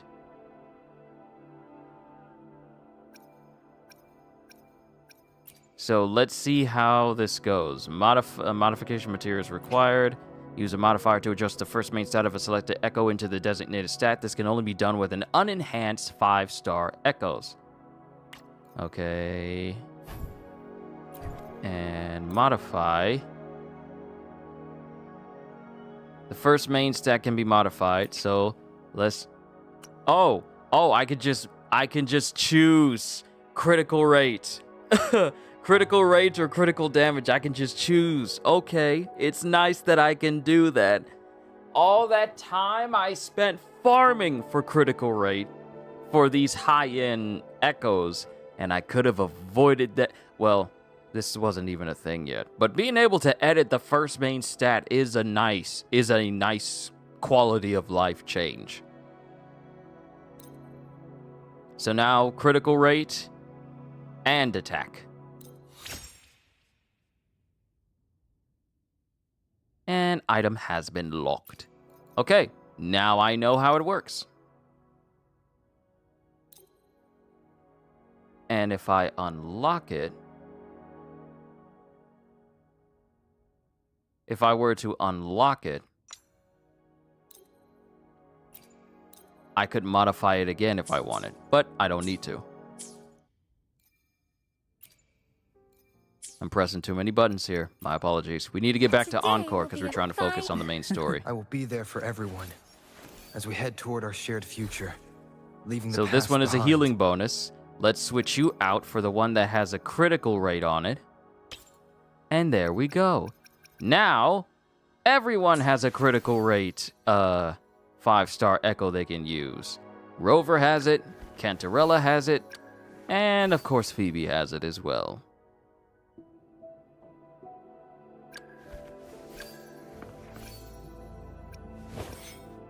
Stats overall, critical rate 117%, 178 critical damage. Alright, I just wanted to see that for myself. And they are outside. I went too far. They're outside of the mountain itself. See, if I could fly, I would fly out of here.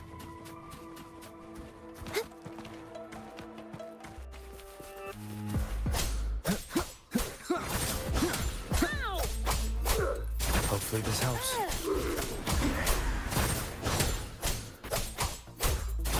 The wicked will face judgment. Sentinel protection. Holy light! You cannot escape the holy light.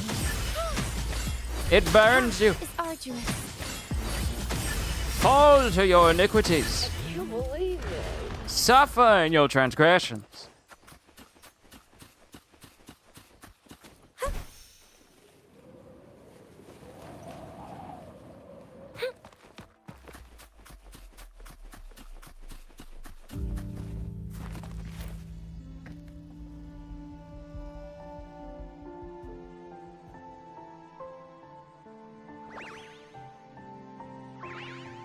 Rover, you're here!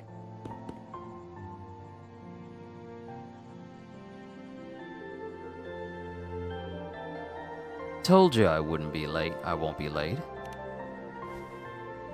You're right on time. Encore has just set everything up. See this little stage? Cosmos and Cloudy helped me set it up. Pretty impressive, don't you think? It looks great.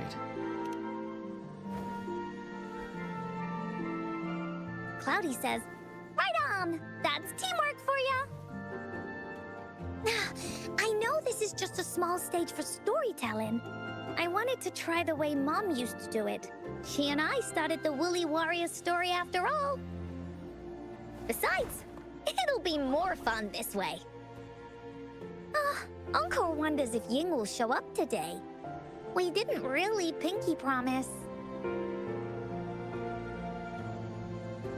She'll be here. Encore? Rover? Sorry for the wait. Glad to see you, Ying. Thank you. All right, now that Team Woolly's fully assembled, is everyone ready for the story? Ready. This stage. This is the small stage Encore made for the play, where the warrior's adventure continues. Does anyone remember where we last left off? Oh, I know.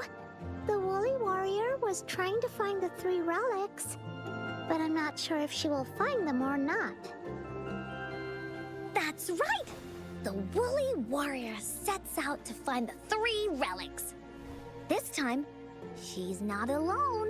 She tries to climb to the top of the highest mountain with her trusty companions.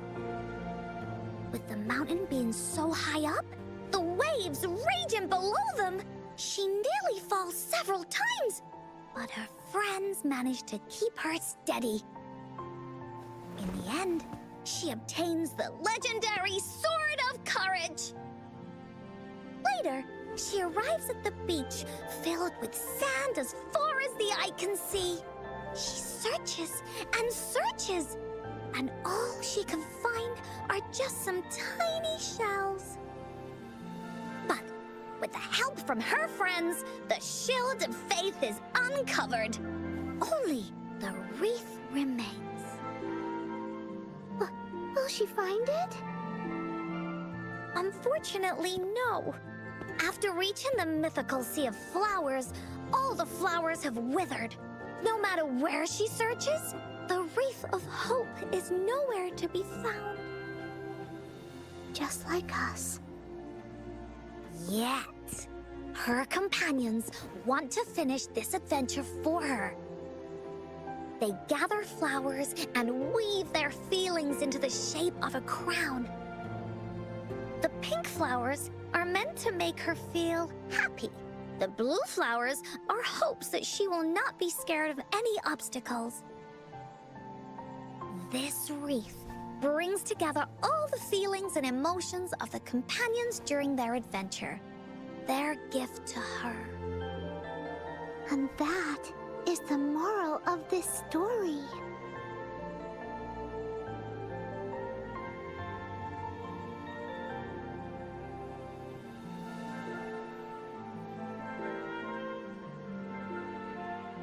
But the wreath isn't complete.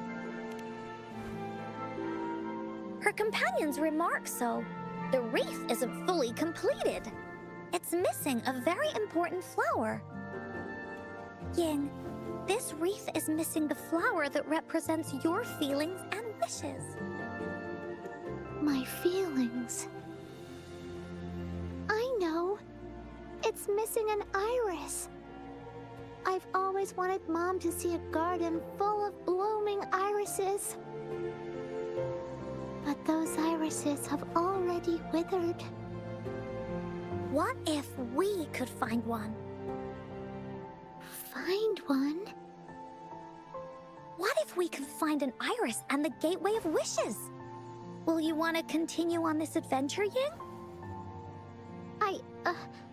Of course. But I thought there was no such thing as the Gateway of Wishes. It only exists in the story.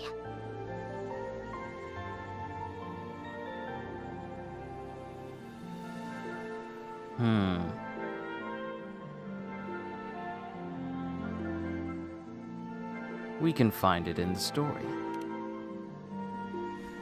In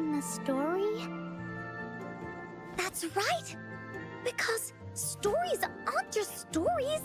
When you believe in them, they'll really exist.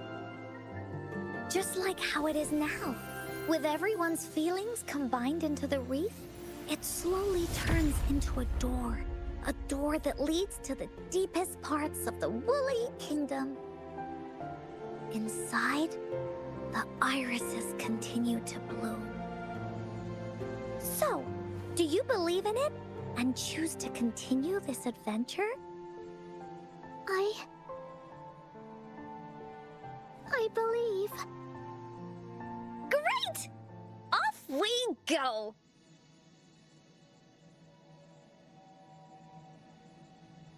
Into the Woolly Kingdom. Let's see, maybe S6 Arrow Rover will be a good support, but definitely not a damage dealer. Good support in terms of healing people, I'll say that much. But when it comes to strength... I will be there for everyone as we head toward our shared future, leaving When the it past comes behind. to strength...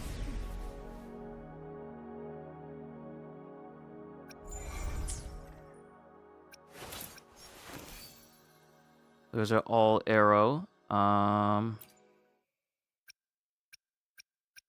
Let me save this current setup for Arrow Rover.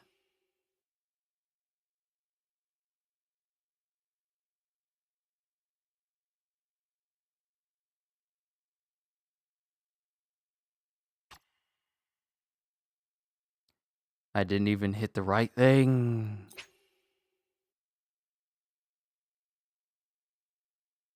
Arrow Rover. Now, this is on something completely different. Anyone see the dev stream for Warframe recently? The next prime we're getting is Yoreli. I already got Zaku and Lavos Prime cooking right now. I don't have their weapons, but I have the frames at least. But anyone see that the newest frame we're going to be getting is a whole spider frame that apparently will be able to crawl all over the walls if you want to? Oh, I cannot wait. And her name is going to be Oraxia. So I imagine I am going to make a whole color scheme where she's all black with certain red accents. That'll be my Black Widow color. And then another one that could make her look akin to Black Arachnia from Transformers Prime. So, yeah. All right, Havoc Rover. And I am missing an Echo right here for some reason.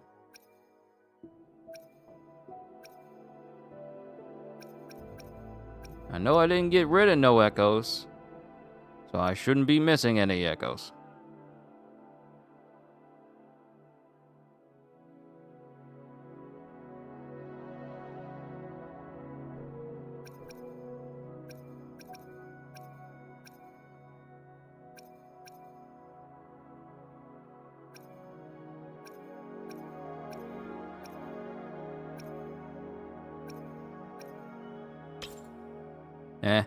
It'll have to do for now. Oh, wait.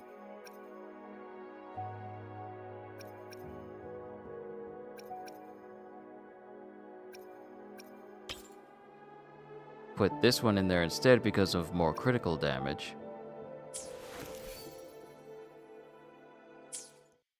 Alright, we're gonna be smart about this. Sure, Phoebe can pretty much own everybody and everything, but we must be smart.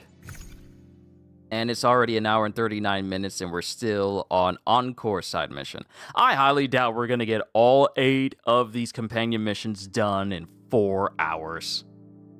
Woolly Kingdom. In Encore stories, the Woolly Kingdom is a place where wishes come true and stories come alive. If the Gateway of Wishes feels elusive in the real world, perhaps it lies hidden within a story.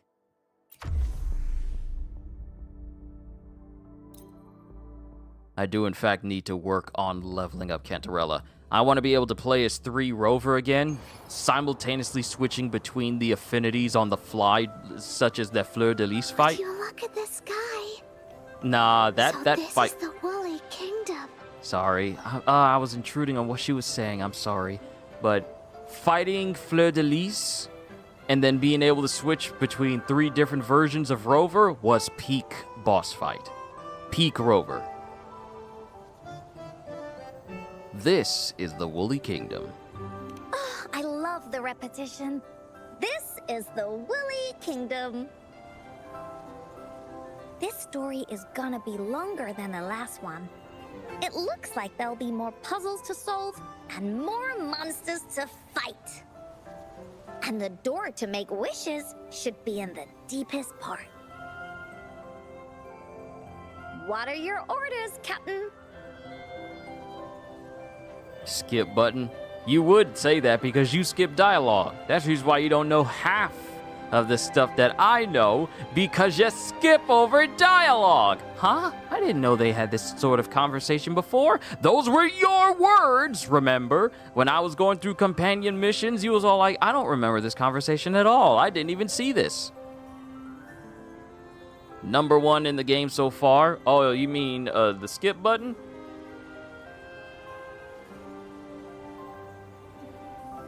Locate the Gateway of Wishes. Yes. I want to find the Gateway of Wishes and then see my mom again. Let's get going.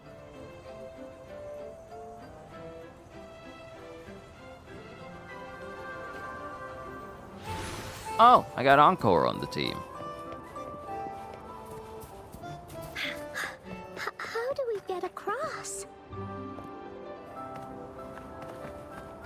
No worries. We can use that platform down there to fly across.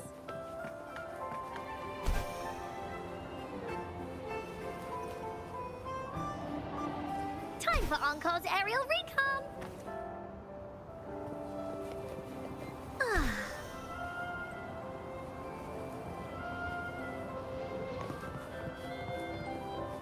There's a puzzle. Plunge mechanism. Use plunging attacks to hit the mechanism on the ground and match its pattern to the design on the wall. No, the fight against Fleur de Lis. Oh no, that was the best fight in the games thus far. The fight against Fleur de Lis and the cutscene before and after it. Use plunging attacks to hit the mechanism on the ground and match its pattern to the design on the wall. That skip button is useless when the storytelling is peak, especially in 2.2 story. 2.2 story was exceptional. My goodness, it was so good. Traveling through that whole area, learning about Cantarella, Carlotta. Why do I keep saying Cantarella? Learning about Carlotta, learning about Cantarella, and then learning about Fleur de Lis and what she did in order for us to get to that point. Very well done. It was very well done. There has to be more, right? Or if we can use the flight mechanism, we can literally just fly across, but that would make things too easy, wouldn't it?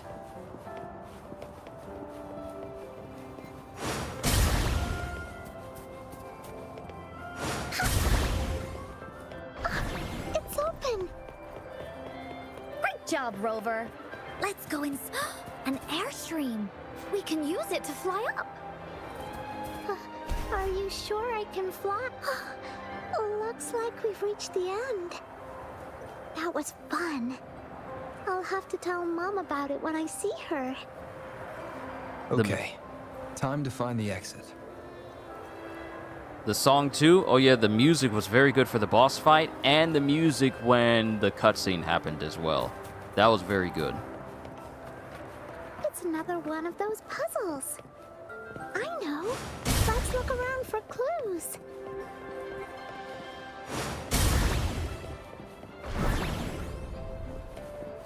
Wow! You solved it in one go?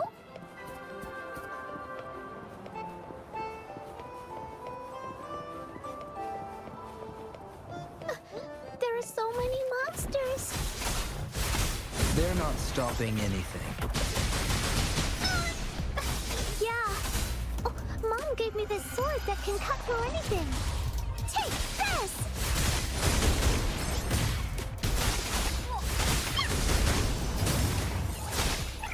You're it! We'll leave that away!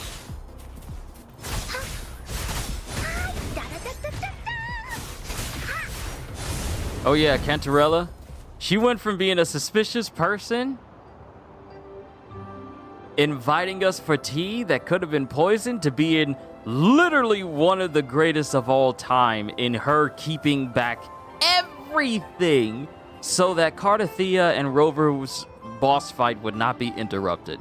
Despite her, and she was weakened at the same time. She was weakened to bring the sword back. After bringing the sword back and, you know, powering it up, she was weakened in that state and still says, nah, let's still run these hands, though. I'm ready. Can't have you interrupting the kids while they're fighting, while they're getting ready to go. Nah, we can't have that.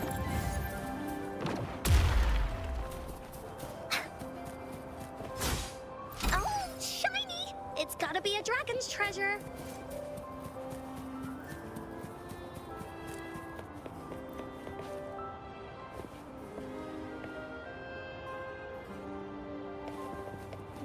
Time for Encore's aerial recon.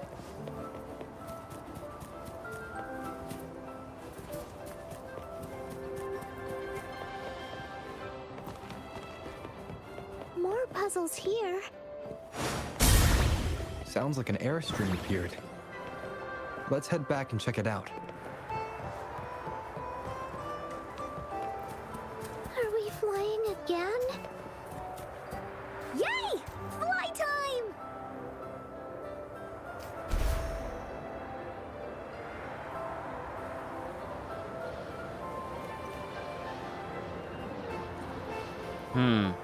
Black woolly head on the bottom, white woolly head on the top.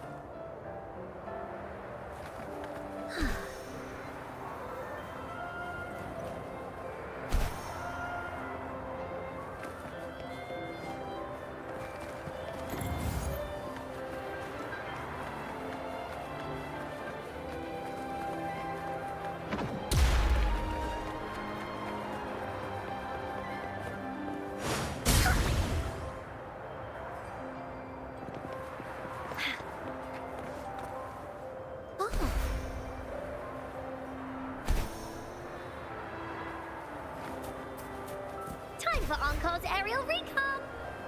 Oh, this just takes me higher.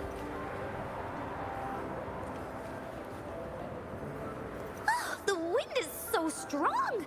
Is it taking us straight to the Gateway of Wishes?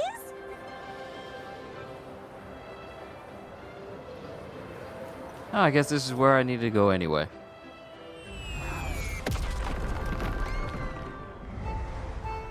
Rude. What happened here? Don't worry. Stuff like this happens all the time. This means the story of the Woolly Kingdom is changing. But that's not enough to beat the warriors.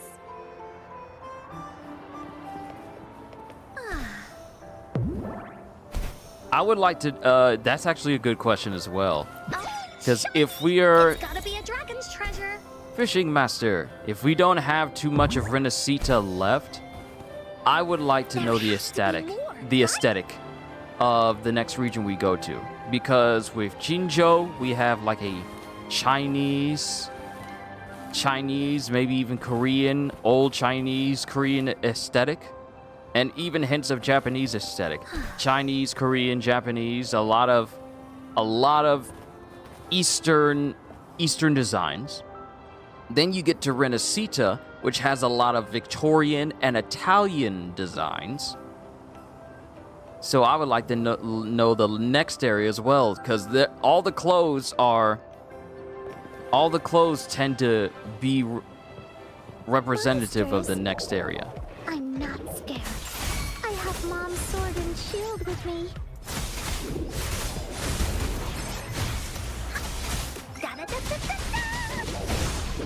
This is so much fun! That didn't hurt at all!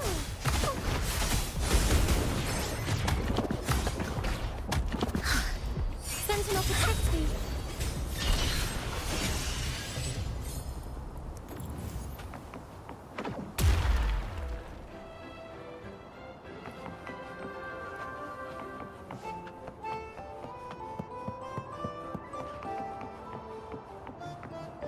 Good fortune comes your way.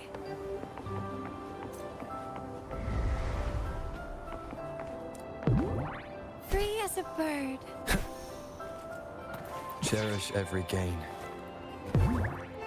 Wind, guide me.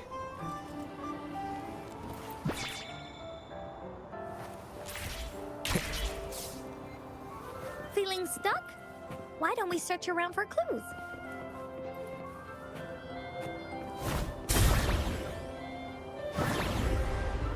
I've played enough game. As long as it's not a cockroach for a sentinel, I highly doubt it would be. The sentinels we have been... What was the first one? What was the first one? It wasn't,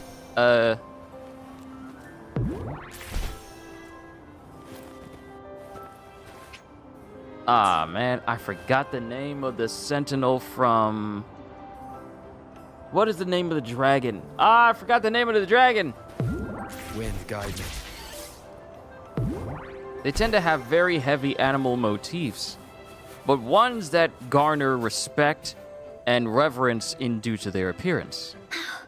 We're almost there. After passing every trial set before him, the flower of hope is finally within the warrior's reach behind this door. Maybe this door leads to the gateway of wishes, where countless warriors once hoped to pass through to have their wishes come true. And now, the warriors will find out what kind of monsters or treasures are hidden behind the door. Is everyone ready?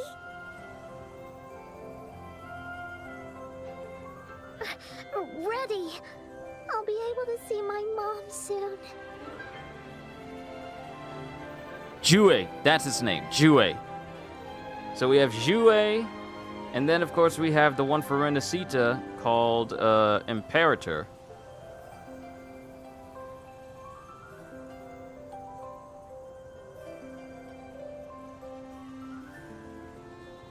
And that's the only thing. Creatures that garner reverence or respect for their appearance and power. So I highly doubt we are gonna get a cockroach of any kind. Wait, Jue? Yeah, it's spelled J-U-E. So I always saw it as Jue. Not Jue, but Jue. Hopefully I'm pronouncing it right.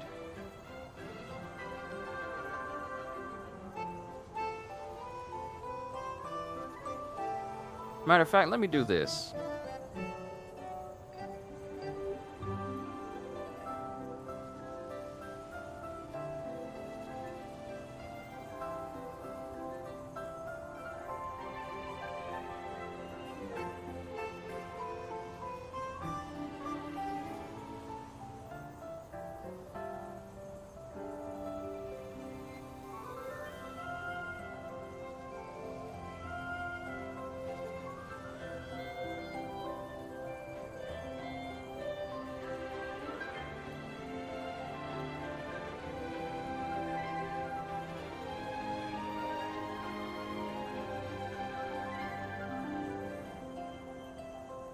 Oh, I was pronouncing it right. It is Jue.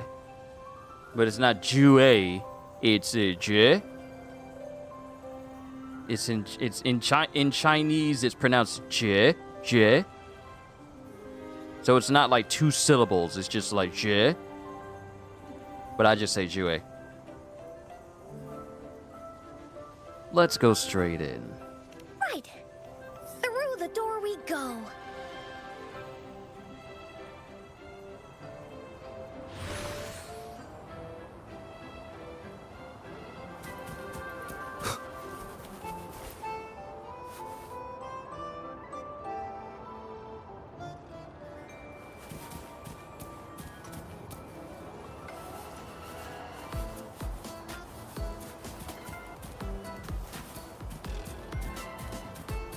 Out of nowhere, a group of Gullpuffs appear. But they are no match against the mighty warriors. With the sword of courage in their hands, there's no fear holding them back as they slice through these monsters with ease. The monsters strike, but our shield stands strong. Now, our warriors know victory is ours.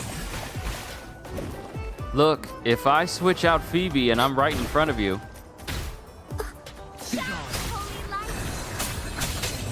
Told ya. Bad timing.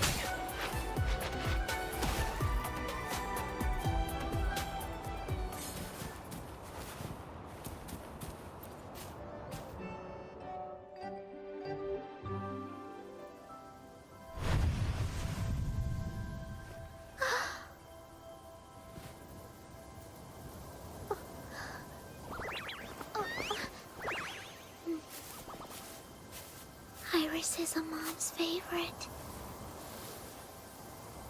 I want her to see it too. We should make our wish. Yes.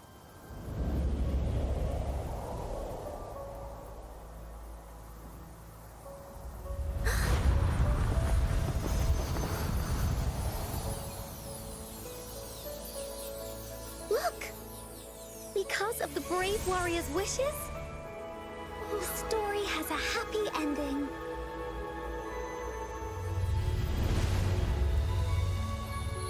Your wish has come true. She can tell her everything now.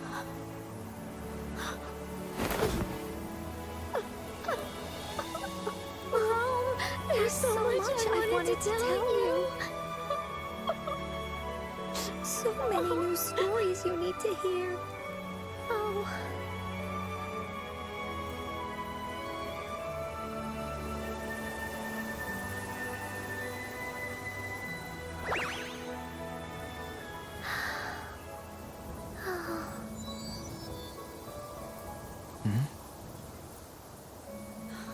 It's a very happy story.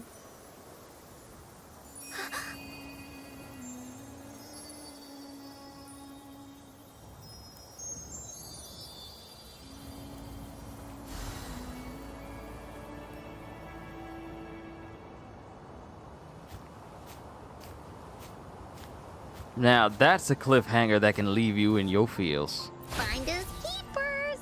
My goodness.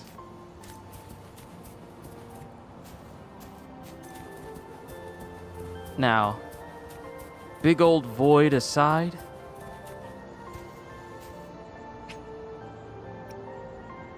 No, I can't take a photo. I want to take a photo of this. This is actually really nice. This is nice.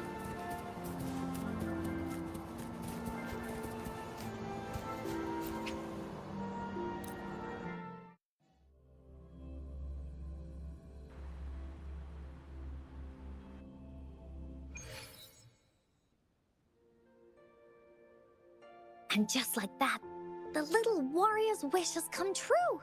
Put in a perfect ending to this adventure story.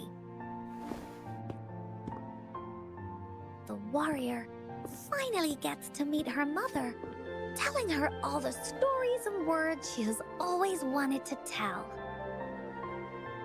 But the warrior's journey won't end here, as the path ahead is a long one.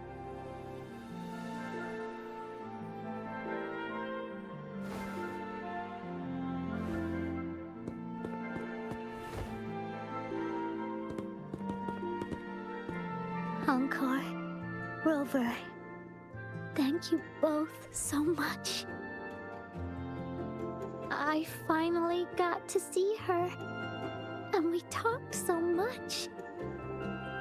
I told her how much I've missed her, how I found the treasures she left behind, and how I met both of you. I never thought I'd see her again. So, I want you to have this.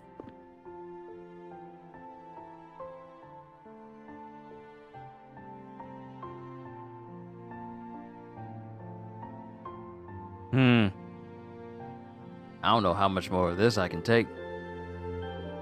I really can't. This is... How does a game get you in the feels like this, huh? Who's writing all of this? How are you doing this? Why? In a singular instance, we have had way too many moments where it's all like, nah, I need a moment. Where's my tissue? Who's cutting onions? Who gave you permission to allow onion ninjas in my room? What are you doing? The Wreath of Hope? Yes. I know you still have more adventures ahead. So I'd like this wreath to keep you company. I want to go back and tell my dad this story now. And tell him what my mother said to me. So, this is where we say goodbye. Goodbye, Ying. Be sure to share our story with everyone. I will. Goodbye.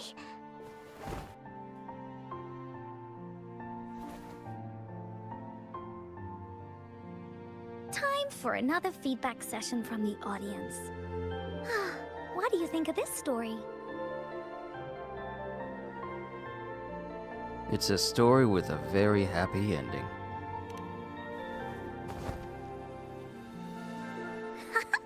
Encore loves this ending. The woolly warrior finally fulfilled her wish, and she got to tell her mother all her stories. About the companion she got to meet.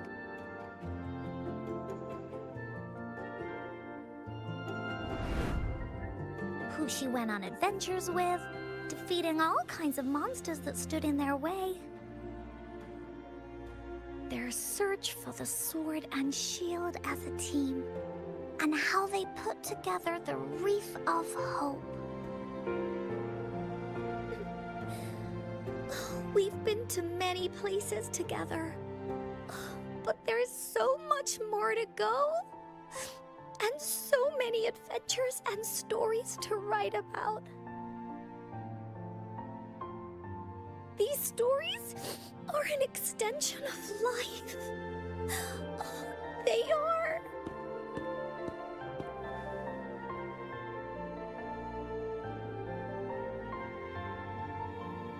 Stories with happy endings.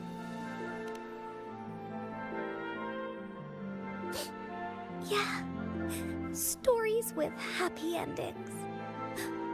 Mom said the same thing.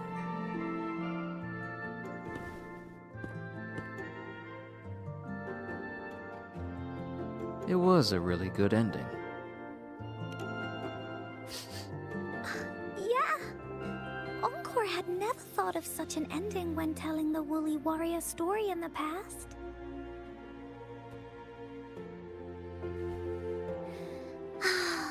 I really enjoyed how it ended. The story of the Woolly Warrior's search for the relics is finished. And my vacation is about to end.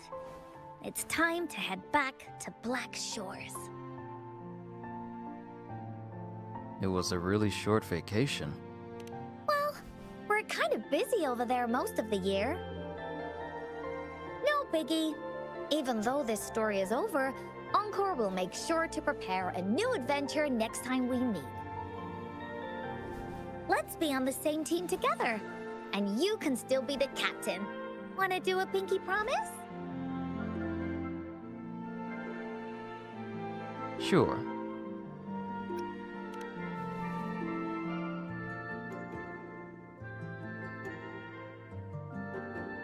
I pinky promise that we'll write as many stories as we can together. As a team.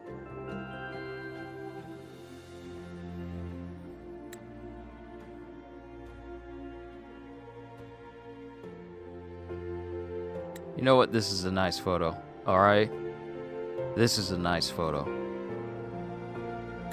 Pinky promised.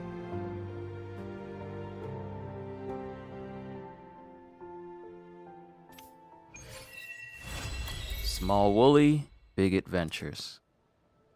And we got the Wreath of Hope as a personal little item. Well, what a companion story to start the stream off with. Wind, guide me. Already got me almost teary-eyed. with how emotional this whole thing is. It's not fair. Can't have me crying on stream. You can't do that. The last time I almost did this was when Donkey Kong was announced. Donkey Kong Bonanza was announced, but you can't be doing this. They can't keep getting away with it. But man, this is actually some good writing in this. Cause I don't get teary-eyed by much. I really don't. But it's like these heartfelt moments like this. Very good.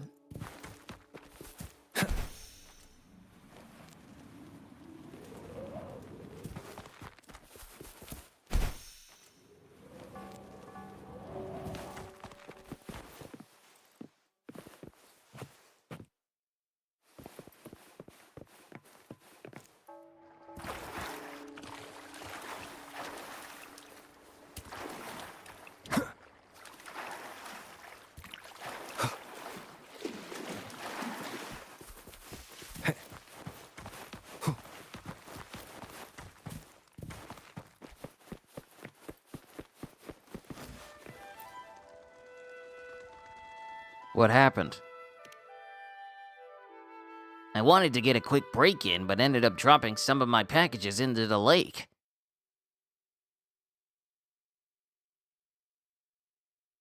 I don't know how to swim. Can you help me fish them out of the water if you got the time? Sure.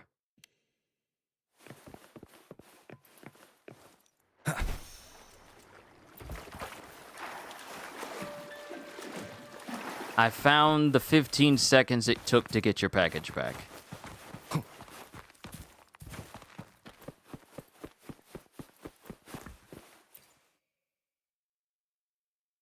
Oh, thank you. Thank you so much. I'll know better not to take a breather by a lake next time. Free asteroids. Even to this day, I still do pinky promises, and if the other person doesn't do it, I ain't trusting that person. Pinky promises are concrete. They are unbreakable. You make a pinky promise, it is until the person who offered the pinky promises rescinds it. You cannot rescind it. You cannot null and void it. It is a concrete, bona fide promise that cannot be broken. And if you choose not to do a pinky swear, a pinky promise at all, you are untrustworthy. CDs, good to see you. What's good? Good afternoon to you as well. What's good is we are going through companion side quests in Wuthering Waves. And seeing as how we have already reached the 2-hour mark, even though a lot of it was spent with me talking about different things, we're going to try and work on as many as we can within the allotted time that I have. If it winds up being just 3 that I do today, then hey, that means there'll be another session for us to do the rest of them later on. So it's all good. This fool dropped his package? Yeah, he did. Yeah. We just got done helping a dude who was sleeping by a lake get his packages back. But my thing is, why were you sleeping near a lake in the first place? And how did your package that is usually on your back get off of your back and into the lake itself? So there's questions about that, but I am not going to worry about it at this time. Onwards to the next side quest. Well, first things first, let us claim this trophy from a very heartfelt companion quest we just did. It ain't that deep? No, I walked in the water to get it. I walked in the water to get it.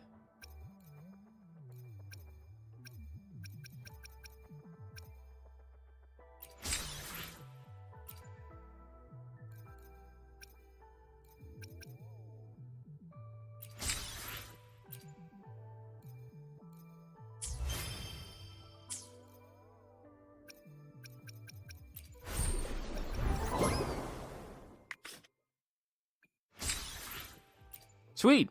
More dice. Complete one companion story. Sweet. More dice. We can go back to the QB Derby. What this game about? It's, you know what? Have I ever looked at the synopsis? Warhammer 40... Skulls. Warhammer Skulls. What is this? What is happening with... Hold on. What is happening with Darktide?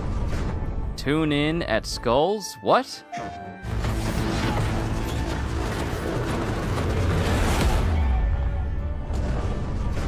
Something. Oh, something's coming to Warhammer 40k Darktide. And that looks like a creature that was... That looked like a creature that was leaping over things and was preparing to eat one of those heretics. Because it wasn't one of our characters that was shooting at it. Because I recognize those heretics. Those same ones that have, like, big auto guns, big rifles that try... Or big flamethrowers that try to automatically kill you. No. What if... Ooh, that was something else entirely. You have my attention. And we got 8 dice we can roll.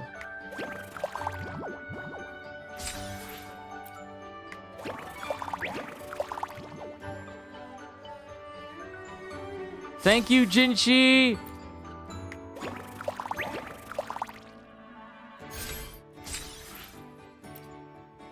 And we completed another round. Round 3. Rolled 8 dice, cube bonus triggered 4 times.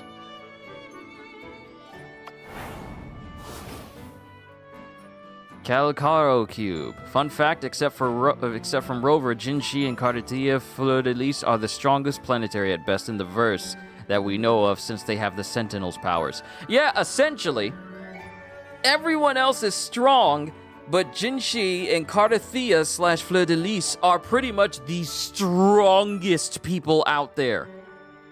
Froliva and the others' powers are still unknown, though, which makes you wonder if Zhezhi and Carlotta are getting their powers from Sentinels. Where are Carlotta and the other members of the Fraxidus getting their powers from? The high-ranking members, that is.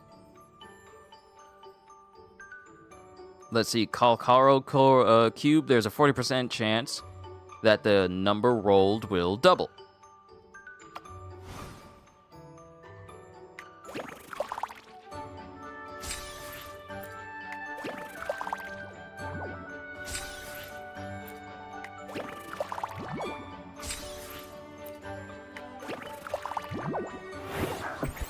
Tracking prey and traveling long distances are what hounds do best. Victory is ours for the taking. Xenomorph? I say Scar get his from a big old giant goat demon, considering what he can turn into.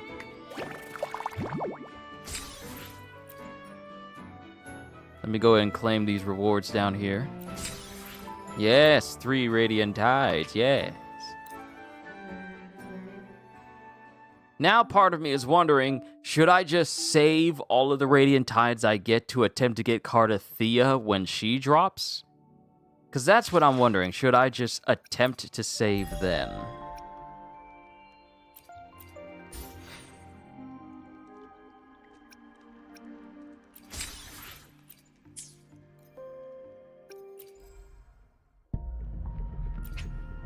Because I could try and roll for Zani again right now. There could be an attempt. There could be an attempt.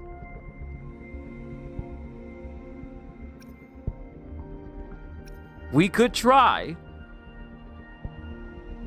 You know what? It's up to you. It's up to you guys. Because whether I get these characters or not is either or. Would it be nice? Yes, it would, but I'm not going to lose any sleep if I use these times to get a character and I don't get them. I lost that mentality when I saw how much Genshin was draining me from my bank account when I tried to roll for characters back then, years ago. Many years ago. So I no longer care. Save, Pinkish Delight. Yeah, I'm thinking of saving as well for Carlotta. So any Radiant Tides I get, any Asteroids I get, will go towards trying to pull for Carlotta. So yeah, we'll save. Besides, Zani really just works best when you have Phoebe on the team as well. So, I'm not going to lose sleep over it. Whatever you choose, bruh, thank you for the support. But let's move on to the next companion quest. So, the next one we have lined up is Carlotta, but I did say we're going to focus on the ones from Jinjo first. Jinjo first. Save, save, save! All for future new waifus! I had to say it like that since you're writing in all caps. But let's do Daybreak at Last. And proceed to the nearest resonator beacon.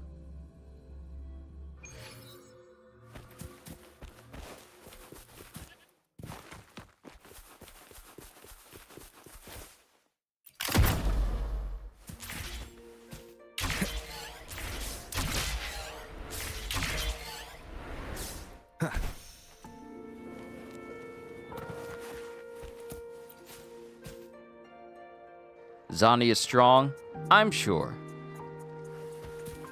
But, I have an affinity towards characters regarded as powerful in verse, which is why when I used to play Genshin, I would try to get the characters who are regarded as, you know, incredibly powerful or archons. Right now, she can solo bosses on her own, but hey, it's up to you. But I mean, at the same time, should I take Zani or Phoebe or skip and wait for Carlotta? Newbie. See, I'm in the same boat as well, Kira, because I've only been playing Wuthering Waves since the game released on PlayStation back in January. So I can't say for sure, because there's other people here in chat who have been playing Wuthering Waves longer than me, who are far more knowledgeable than me. So, Ramil, anyone else who are experts or currently experts with Wuthering Waves, by all means, please lend a hand. Because I will say that Phoebe is very strong. Her outro skill, when you're switching from her, it is basically just a cavalcade of lasers all over, and the enemy just dying. So I got Phoebe when she was available. I pulled for Phoebe when she was available. All for Froliva, Carlotta, and Lupa.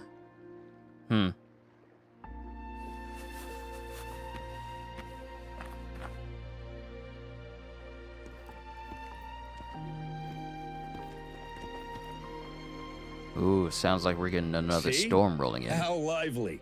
You really need to come and see it in person for the full effect. And that's thanks to your efforts, Wenshu. Well, I'm just doing my job. I should be the one thanking you.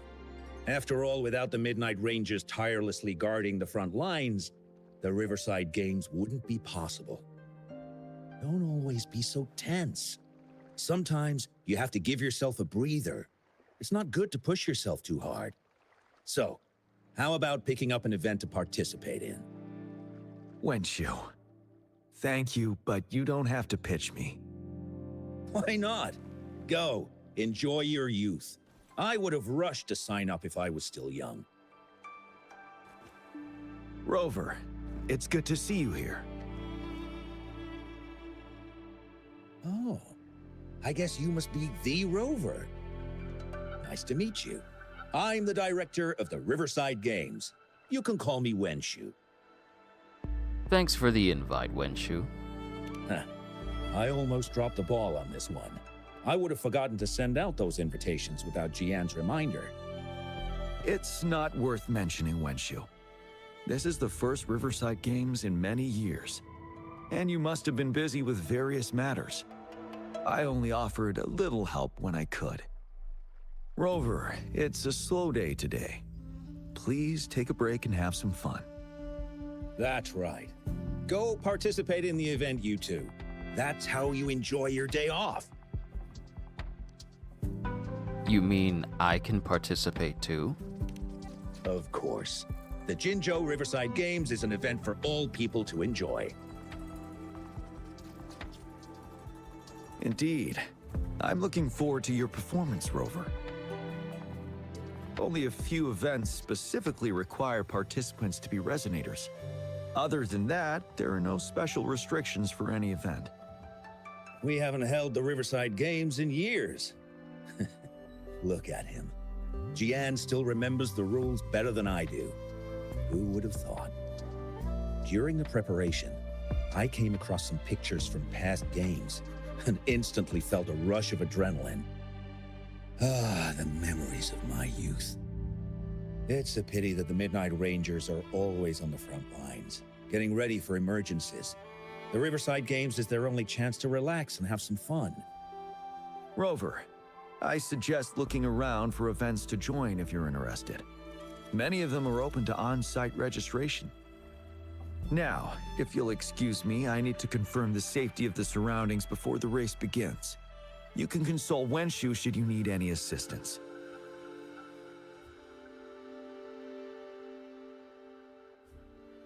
This man Jian didn't get invited to the first anniversary cutscene. Sephiroth Kara quest when? Don't know. Not everyone has a companion quest available at the moment. Maybe when we actually run into him. Who knows? He might be a part of the next series of missions we gotta do.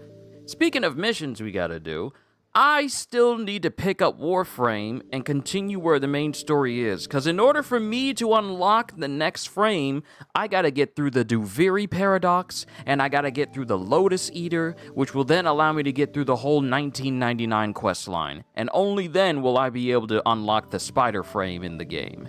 So I gotta pick up with Warframe later on. Not this month, however, simply because I'm gonna be focusing on Doom. Yo, I think you have a new job for today's stream after you finish this game. Like what? Like what? Got it. Have a great time, Rover.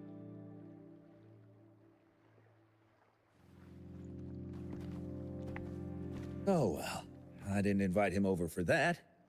I hoped he'd come and relax, not find a new place to work. On the other hand, we couldn't have brought the situation at the borders under control without Jian's prudence. Sorry, I'm getting off track. The Gullpuff relay is about to start, and I have to go to the scene in case anything happens. Especially those still warming up in the backup lane. Gotta bring them over. Rover, are you coming with me?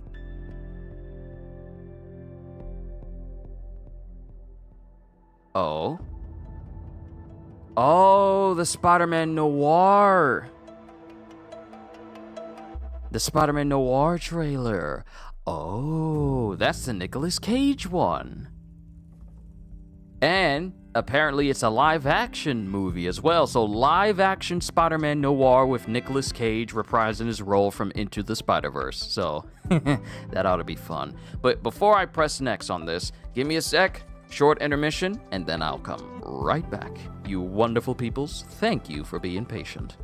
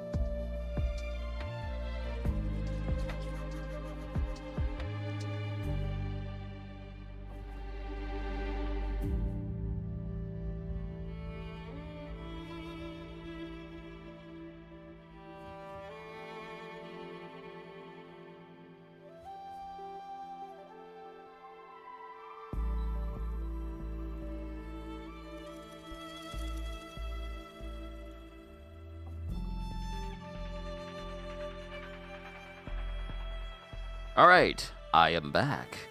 Let's see, didn't watch it, but I want to watch with you. Yes, Nicolas Cage. I want to watch it with your live reaction if you do. I don't know if I'm going to do like a live stream just reacting to just one trailer. I can react in a video, though. I can do that. Excuse me, my sentence don't make sense. Oh, you're fine, because I'm talking to myself and texting at the same time, and I seem to jump on my words up. You're fine. Don't worry about it. Is everyone good in the chat? I hope they are. I hope everyone's good in chat. But to get back to Jian's questline, sure, why not?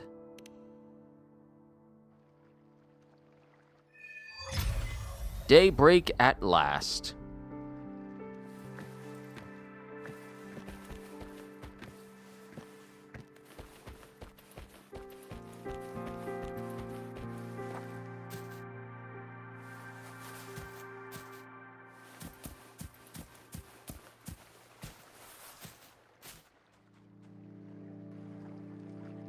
Ugh. All those hours of training for nothing.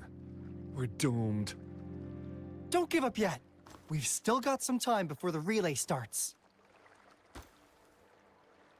Ling Yen, Ganchuan, what's wrong? Hi, Wen Shu. And this is? This is Rover. Perfect timing. We're having a bit of a situation right now. What's the matter? Two of our teammates accidentally injured themselves during warm-up. Luckily, the wounds weren't too bad, but the doctor said that they wouldn't be able to participate in the relay anytime soon. We've asked the organizing committee, said we could still participate with temporary teammates. But the relay is starting soon. It's impossible to find another person to join us, not to mention two. Oh.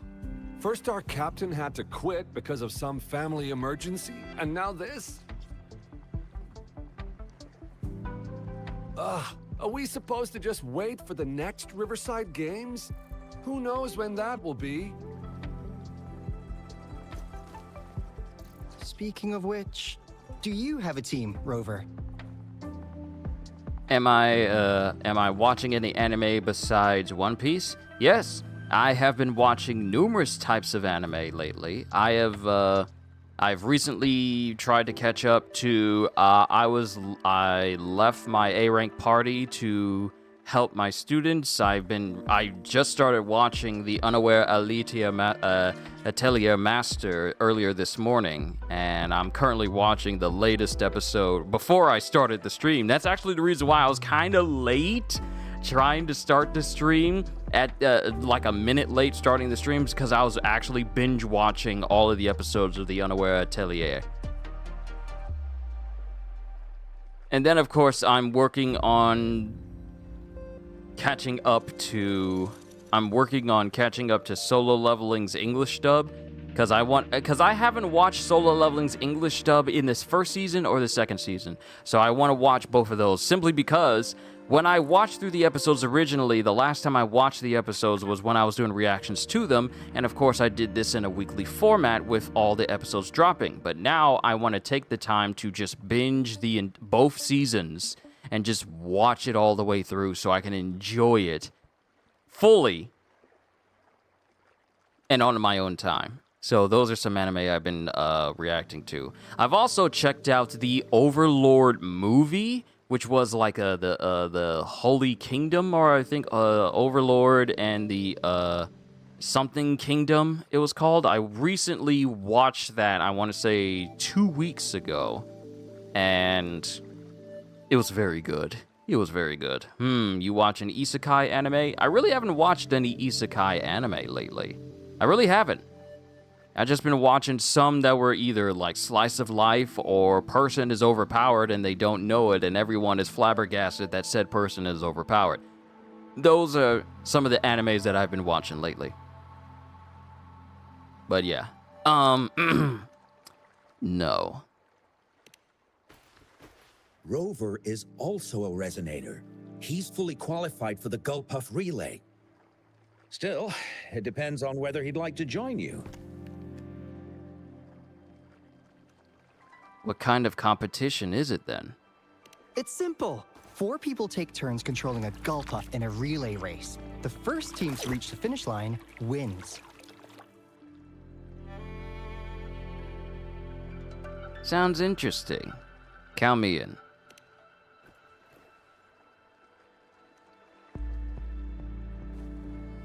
Thank you so much. If we could get the prize money, we'll definitely split it with you. That's right. We'll buy you the best barbecue in Jinzhou. That place is everyone's favorite. Then you're only one person short for the relay. I know a good candidate for that.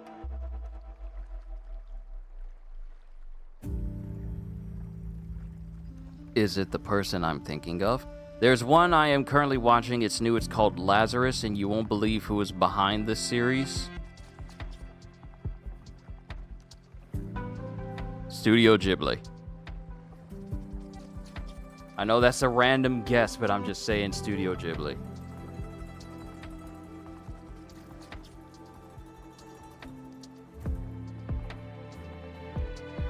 The creator who did Cowboy Bebop and the director who did John Wick are behind this series. Oh, I know exactly what you're talking about.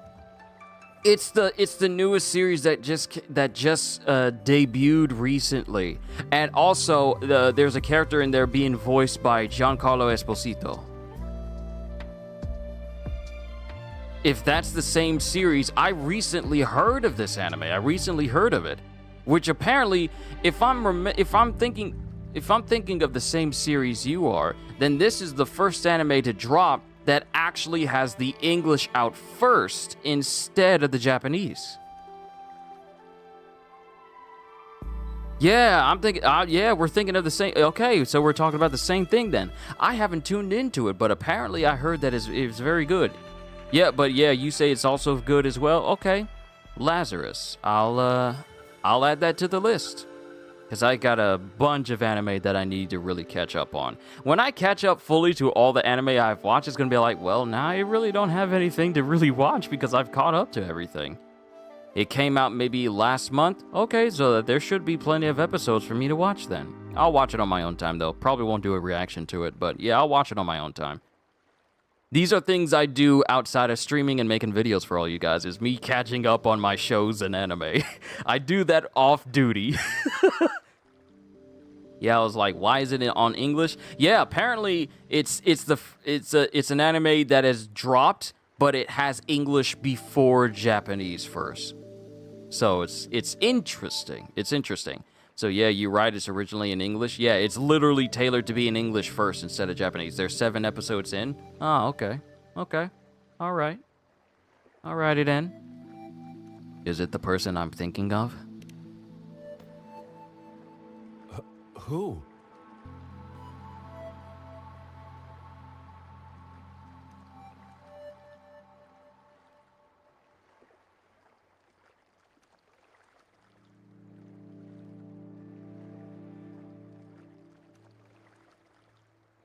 I had to double check and make sure the stream was good. I had like a loading wheel, like a buffering wheel, but we're good. Still no drop frames. Let's continue on.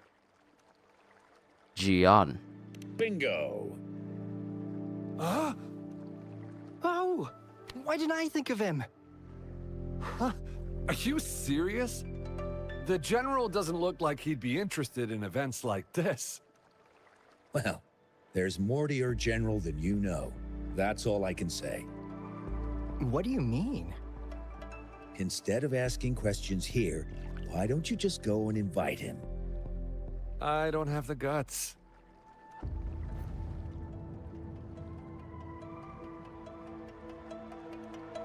It definitely has the Cowboy Bebop vibes and John Wick vibes. Interesting. I'll check it out later. I'll go. Go invite him now, and you may still have a chance to get him on board. Don't let others take your chance. We're counting on you, Rover.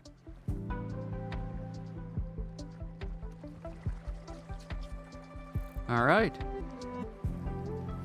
Let's talk to Gian, who is already here. Yeah, I seen that, but I didn't want to say it. Was like, I was like, maybe it is my phone. I was doing it a lot when you was out for a minute.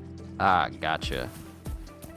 Now, going back through it, it doesn't look like anything skips. It was just like momentary. which is still good because I want things to be as smooth as possible when I'm playing Doom. Rover, what are you doing here? Have you found any event that you're interested in? Yes, but I've run into a bit of a problem. I've run into a bit of trouble. Trouble? If you're comfortable sharing, tell me about it. Maybe I can help. Actually, I do need your help.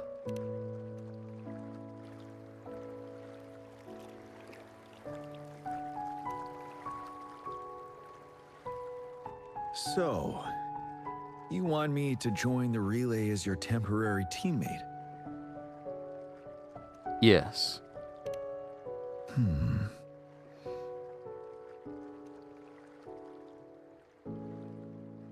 What's the matter?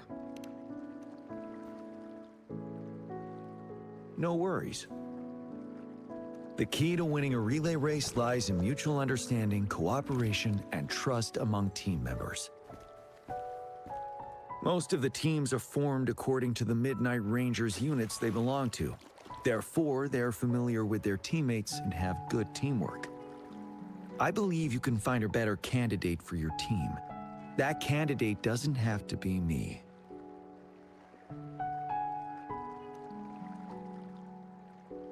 Man, imagine a Beyblade game in this graphics, the OG Beyblade, the others, nah. So here's my thing, though.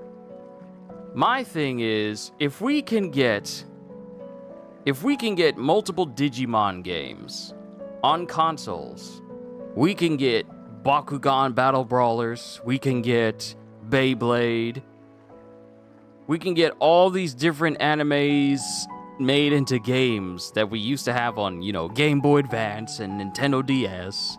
All these different games made with this level of detail. We're officially past the point where this sort of thing is impossible now. I say this all the time, but the opportunity is there. Those earrings look heavy. I imagine that they are not solid all the way through. Because, I mean, you don't think that the hoop earrings that women wear are just solid metal all the way through, especially the big ones. You don't think that they're just solid, completely solid loops. No, they're metal, but they're also hollow inside to make them as light as possible.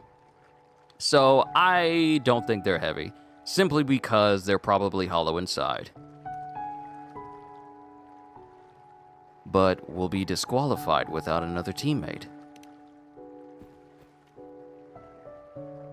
Disqualification for teams without enough participants. Yes, I remember that rule. I imagine your teammates would be greatly disappointed if that happened. But given we never trained together before, it may prove challenging to win. Doesn't matter. We're a last-minute temporary team anyway. A temporary team?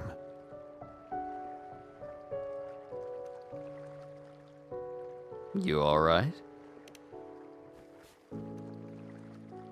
I'm fine. Thank you for asking. It's been a long time since I've last heard that phrase. Indeed. No need to worry about the end result before the competition begins.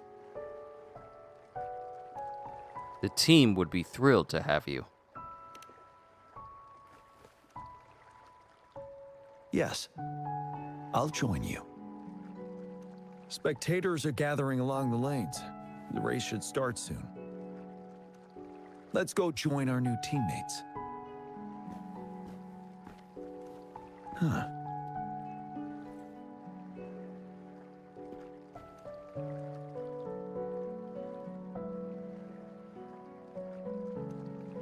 He senses someone. What's wrong? Nothing. Perhaps it's just my imagination.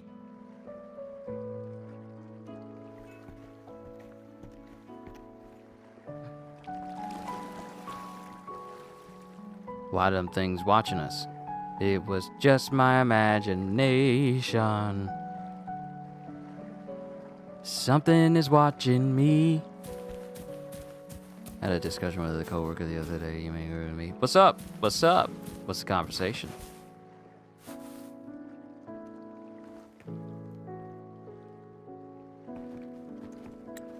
Okay, so. You managed to rope the general in? So, before I continue this conversation, family just got home with food. So allow me to go down and help them, and then we will continue. Hold tight, everyone. I once again thank you for your patience.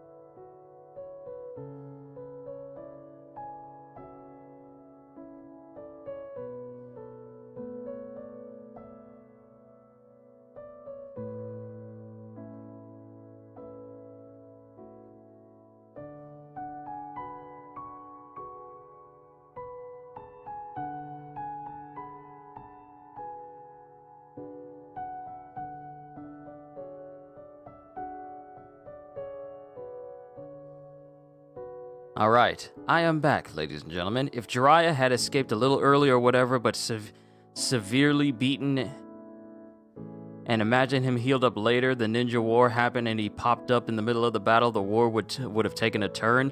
It definitely would have taken a turn. I see, and maybe Neji probably would still be alive and Jiraiya would not want to be in the Kage headquarters listening in and etc. Maybe. Maybe. But let's continue on. Cause I have food here, so while everyone is talking, I can eat my food. Greetings, General Jian, Rover. Rover has told me what happened. I will join you. Hooray! Now we can join the race. With General Jian and Rover on our side, maybe we can even aim for a new record.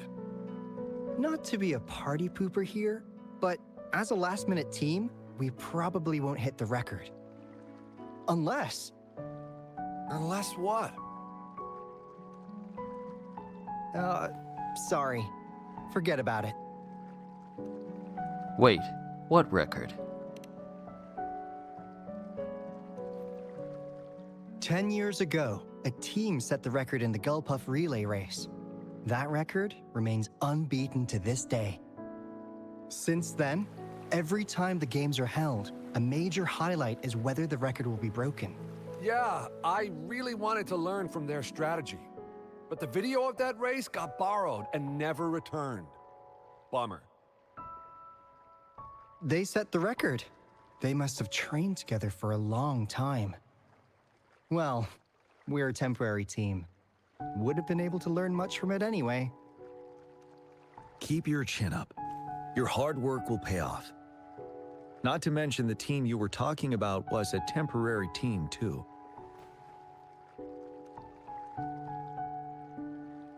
That's unexpected. Wow, so even General Jian has heard of that race. Yes, that was a good race. Well, it's been 10 years. I wonder how that team's doing now. We should worry about ourselves first. There's not much time left, and we haven't even decided the relay order. Ah, the relay order. It used to be decided by the captain. Then, General, can you decide it for us? As you have trained together extensively, I trust you can decide the order better than me. I will gladly cooperate to the best of my abilities. All right. In that case, I think Gunchuan would be perfect as a first runner. Me? The first? Seriously? You've always been the first runner during our training. Surely you'll make a good start. The first runner doesn't need to coordinate with the two of us. He only needs to exchange the controller with Ling Yan. It's a safe arrangement indeed. Phew. I'll do my best. As for General Jian and Rover, I think... General, can you be the connecting third runner? Since you're familiar with both Rover and us Midnight Rangers. A reasonable strategy. I agree. Then the relay order would be me first, followed by Ling Yan, then General Jian, and Rover last. Rover, this is your first race, and you may receive plenty of attention as the last runner. Please, stay calm and relax.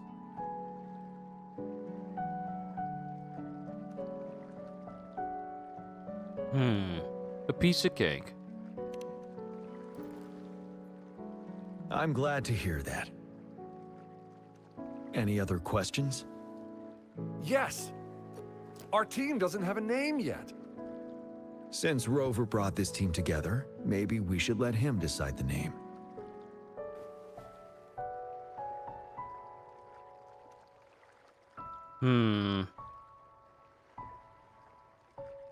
I don't want to name it after myself. I don't want to name it after Jian. Let's go with Team Gold Buffaloes. I'm starting to crave some buffalo wings too. Not bad. It helps to release the tension. The name is settled then. Everyone, please get ready in your designated exchange zones. We can stay in touch with our terminals once the race begins.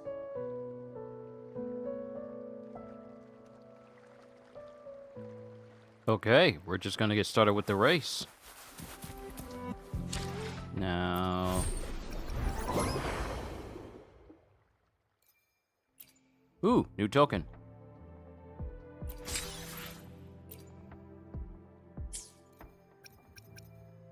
Still can't get these radiant tides, but I will. I will.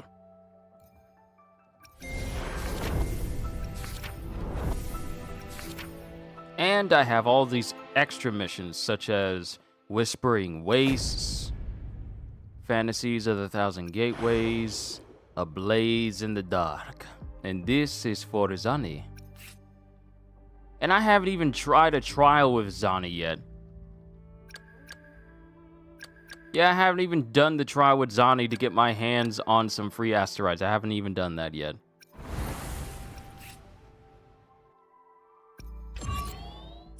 There's still so much for me to do in this game to keep me occupied before I can say, well, I've done everything. We're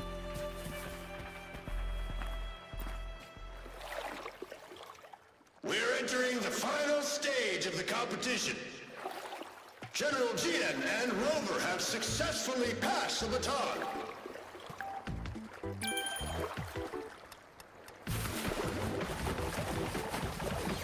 Be careful of the driftwood. Jump over it. Despite it being Rover's debut race, he's demonstrating impressive skill.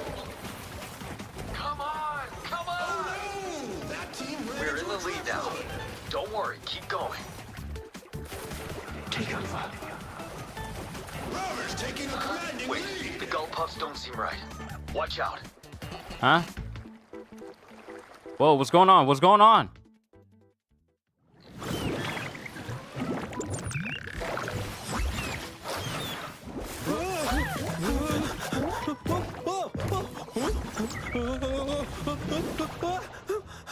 Huh?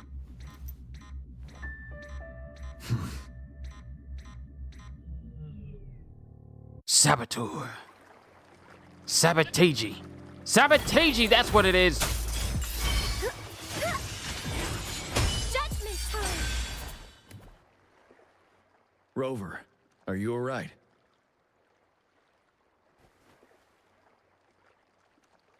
I'm sorry for what just happened. You almost reached the finish line and then... I'm just glad everyone's okay. Rover, did you notice anything unusual before? I think I heard something.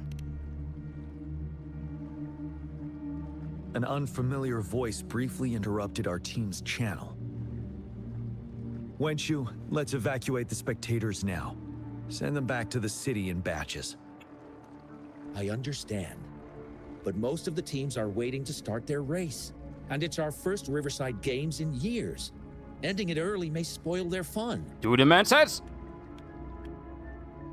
The voice you mentioned. Could it be our spectators cheering? When Rover asked me to team up with him, I heard something similar by the racing lane. I have requested the monitoring data records of all nearby waterways from the Academy for safety measures. I see. I thought the gull puffs were just frightened. There might be an underlying cause of this unusual behavior. The records will take some more time to download. Evacuate the people first. I trust your decision, but... Only Wuthering Waves would be the one to say, hey, you kind of been playing for 3 hours? You've been... Perfect timing! You've been playing for 3 hours. Please don't forget to take a break. We know you could spend so many hours of your life playing Wuthering Waves, but we have programmed automatically for a break message to appear at the top every single time. And no, you can't turn it off. Because while we want you to play our game, we want you to rest. So you can then continue to play our game. Because a tired player is a player who isn't playing. at least they understand, hey, it's probably best if we make sure that our players are fine, you know, health-wise and mentally, because you can indeed lose many hours. Like, one of my sessions was just 7 hours straight of playing this.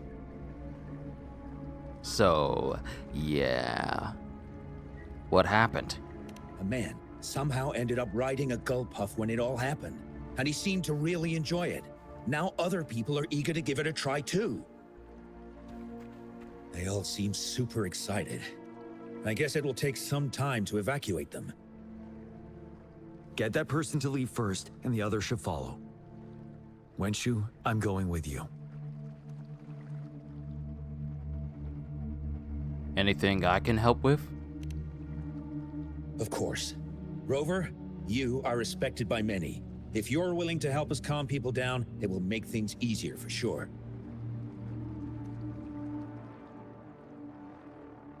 No problem. Let's go. Thank you.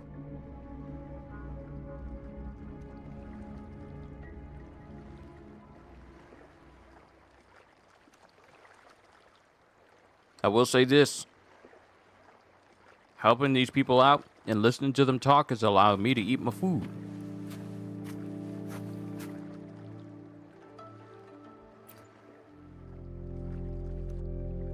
I heard we must all go back to the city now. For real? Yes, because there's a security risk. We are here to escort you.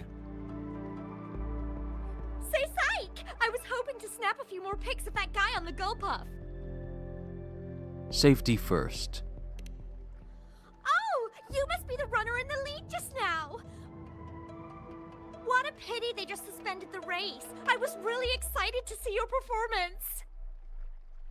You looked so cool. See, I've even got a video clip of you.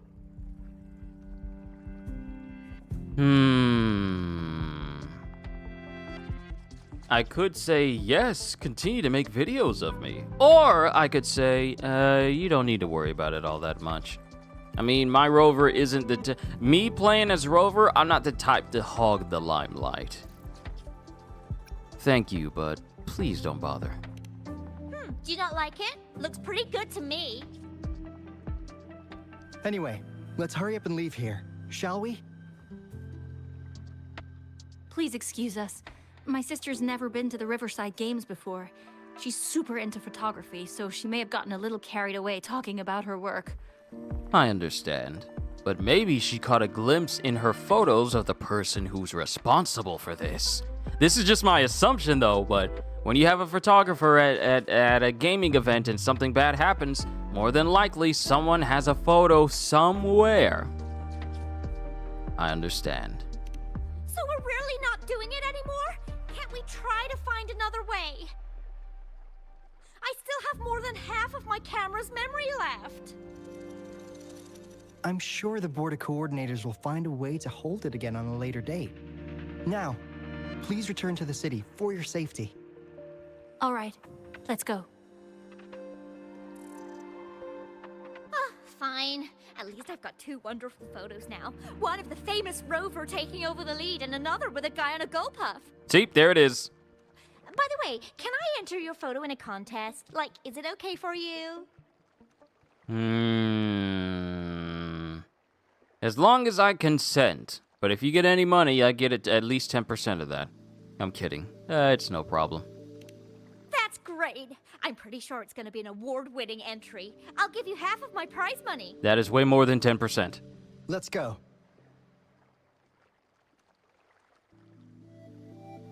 But she brought up that someone was on top of a gull puff.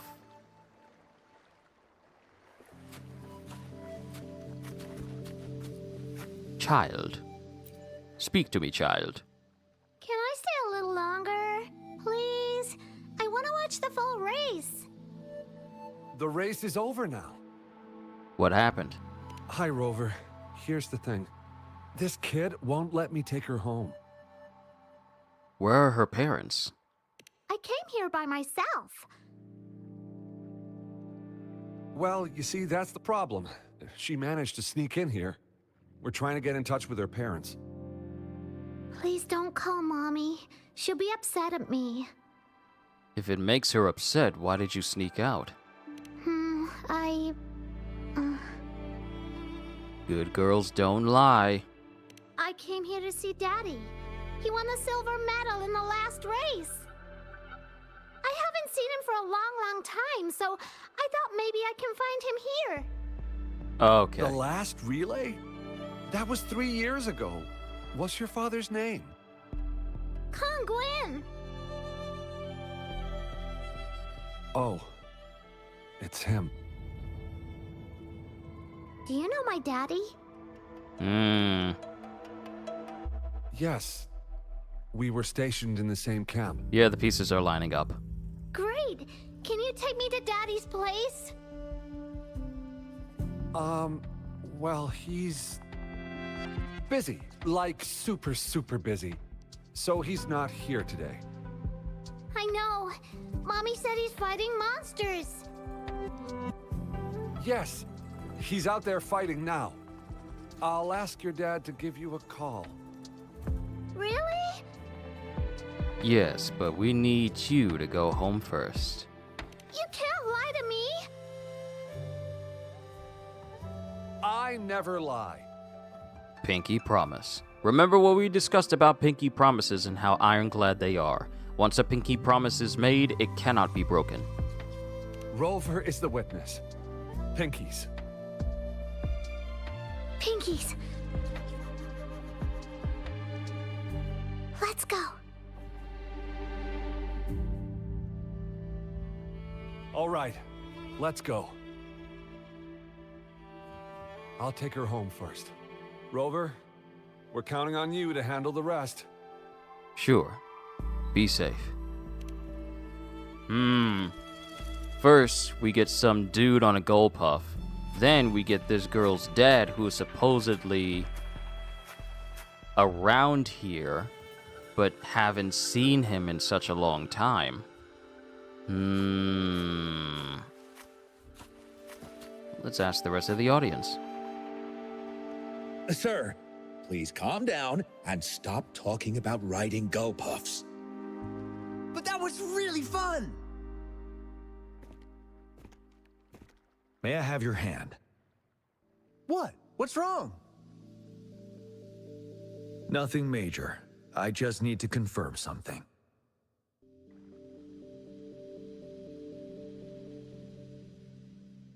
As I expected. Huh? When did I get hurt? I didn't feel it at all. The adrenaline from excitement may have dampened your sensitivity to pain. However, your nervous response betrays your condition. Your right hand has been shaking involuntarily, likely because the wound has been left untreated. Fortunately, it's not caused by the gull puffs. Please take this to relieve the pain for now. Ouch! Oh, it's really starting to hurt now that you mentioned it. All right. Have you calmed down now? I'm sorry. I got a little carried away. I'm sorry again for the trouble I've caused. Let's go have someone see to your wound. Just kind of interrupted the guy, didn't he?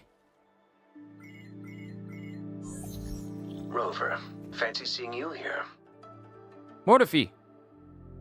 Gian and I are joining the relay race together. I don't want to spoil your fun, but I'm afraid we need to suspend the race for now. Can you fill us in on the data? I checked the monitoring data as you asked, and I found unusual fluctuations near the upper waters to the north. Why didn't the nearest beacon pick up on this anomaly? The resonance beacon is functioning properly, but we still don't know why it didn't issue a warning this time. I will investigate this further at a later time. Is it related to the gull puff's strange behaviors? Animals are often the first to detect signs of danger.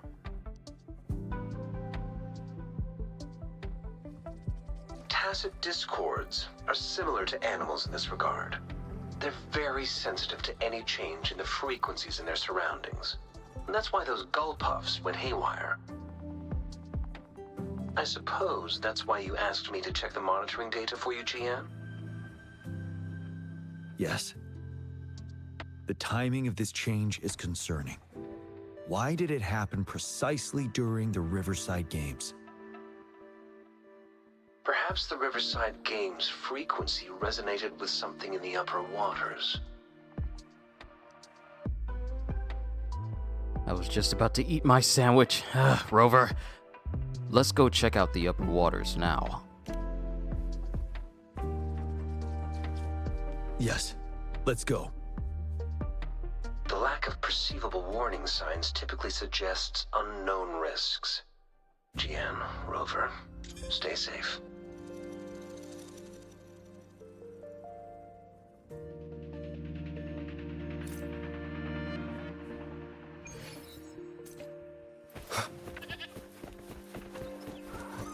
The desire for me to jump in the air, do a heavy attack, then dodge, and then immediately fly is strong. Rinascita has spoiled me on fast traveling. How far away is this? All the way out there? Oh no, we're not traveling on foot. We're not traveling on foot. That would simply take too long.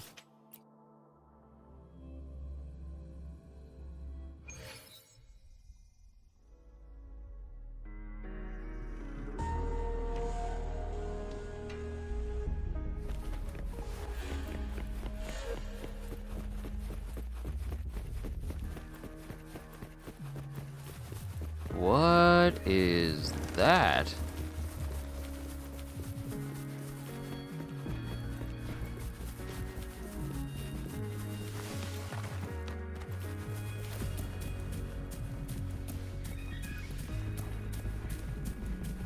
Tacit discords?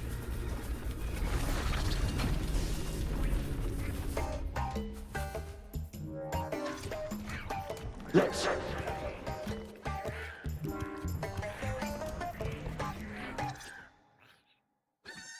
Don't come near me. That looks scary.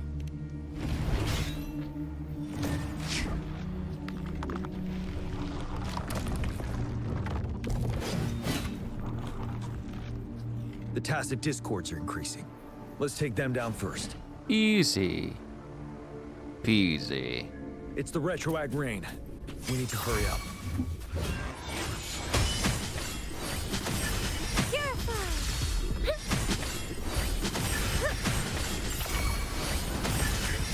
Crystals, give me strength.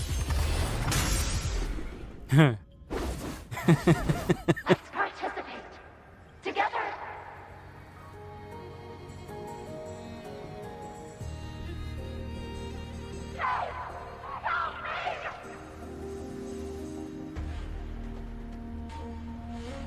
The voices are coming from here.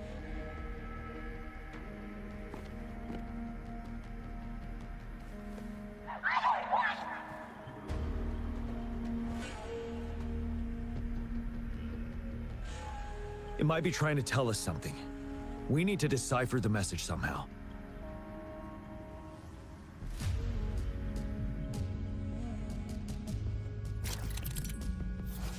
Capture frequency signal 1. Tap the button when the frequency signal reaches the designated area. For short signals, tap the button briefly. For long signals, hold the button and release it according to the signal length.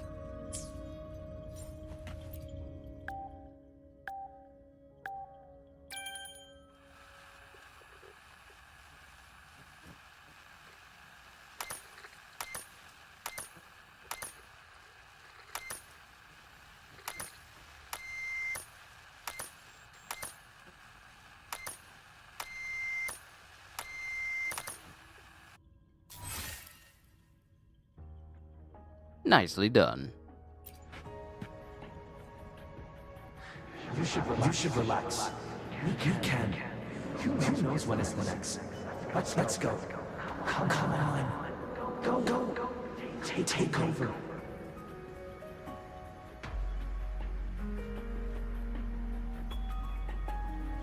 Tacit discords. They won't. No. I can't. Help!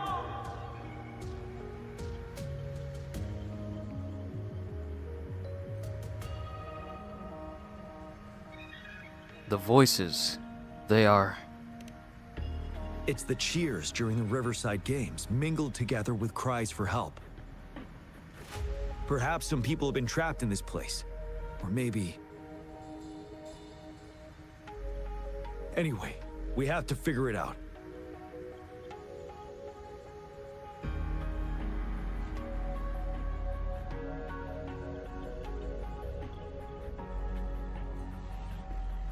Oh, we're going in there.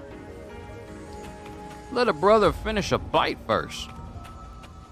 Don't worry, I won't chew in the mic. Not that type of channel. Enter replica of past days. Echoes of the past. The mind's recollections and fixations serve as fodder, creating a deceiving facade reminiscent of the past. The internal path is treacherous, with any misstep potentially plunging one into a bottomless pit.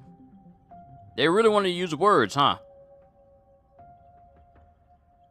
While they really improved the graphics for the older quests, they look quite nice. The lighting is definitely better. Ever since y'all suggested to me to turn my brightness all the way down, instead of keeping it up, so that way colors actually look more vibrant instead of washed out.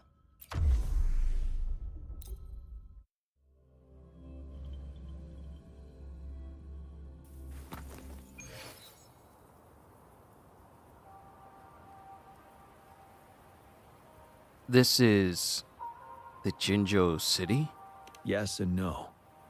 Technically, it's a replica of the city made up of remnant frequencies. A replica? Simply put, it's an illusion made of memories. Scholars would call it a sonorosphere. The environment here is ever-changing.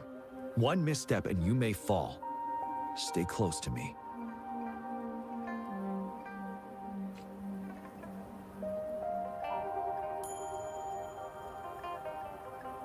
Hey, we haven't played as Jian since near the beginning of the series when I was playing this. Near the beginning of me playing this when we had to actually figure out what was going on with Zhezhi and trying to find her. Are these the spectators we saw earlier? No. They are memory projections from the previous Riverside Games. I can't quite describe it, but something feels wrong with them. It's almost as if they're merely soulless shells. Let's keep moving.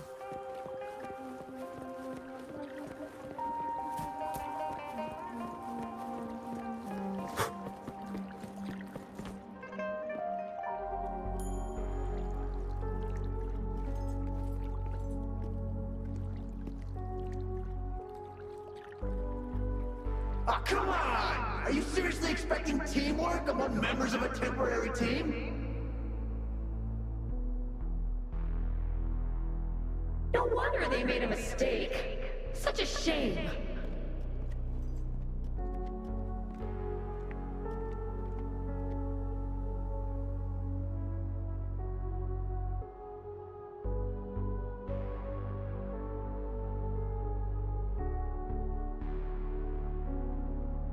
A temporary team? Are they talking about us?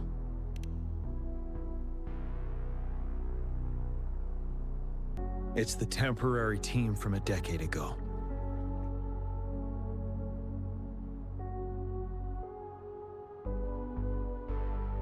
Are you alright, Jian? I'm fine. Brought back some memories. According to Mortefi's speculation, this sonorosphere was resonating with the Riverside Games frequencies, and it led to the abnormal fluctuations we detected earlier.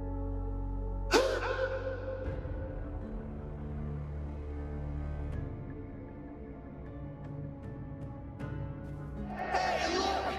Isn't that the temporary team? No, the last runner's actually catching up!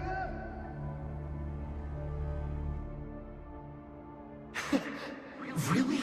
That kid! I remember, he's a new recruit! Impressive!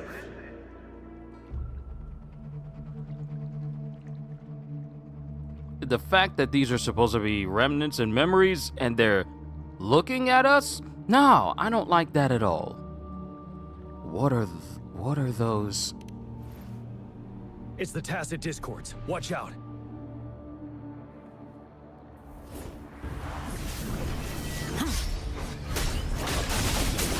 Break!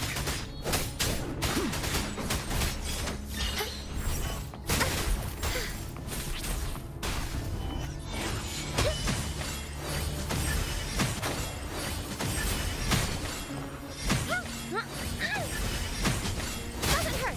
I'm okay.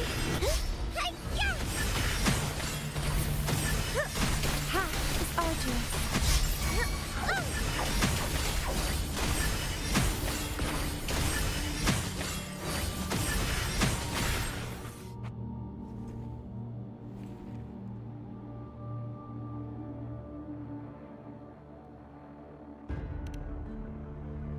They seem to be playing a game of imitation.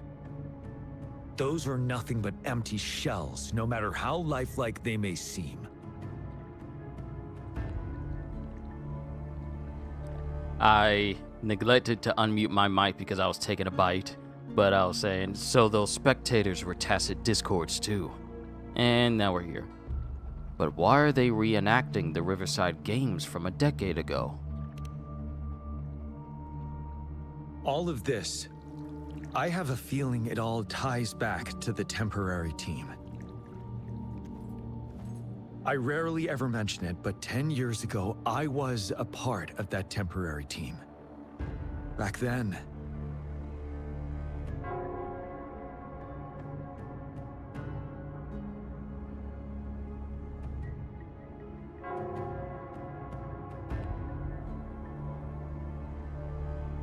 That sounds familiar. it's the Nell Squares bell. Something doesn't feel right. Don't worry, I'm here with you. We'll go see for ourselves.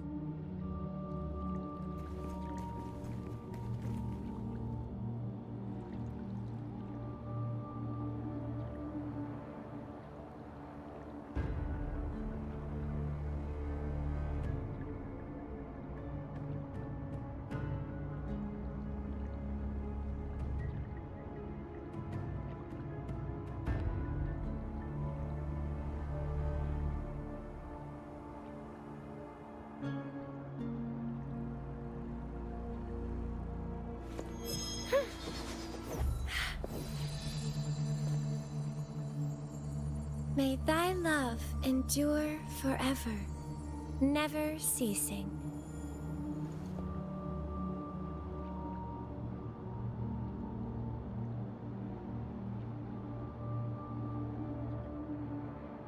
Alright, all I have left is just the rest of my sandwich, and then my food's done, and then I can drink. Non-alcoholically, let me just be clear. Enter regiment building. Yo, Ravi! I hope your day has been great. Wait, Rover. Look out the window. The city's upside down. So is everything in this place like this? Are these fallen soldiers manifestations of memories? Or the tacit discords imitations? They're tacit discords. Stay close to me. We're not winning at this rate. Back up. Call the reinforcement. It's too many of them! It's impossible!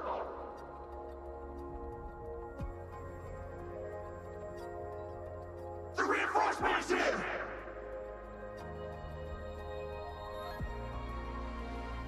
No! No!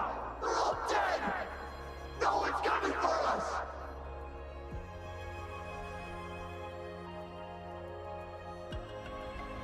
We're here to help. This is the remaining memory of the dead. We can't communicate with him. It seems he's reliving that day on the battlefield. Yes. Trapped inside his own memories. We're not winning at this rate. Back up. Call the reinforcement. Can we trust him?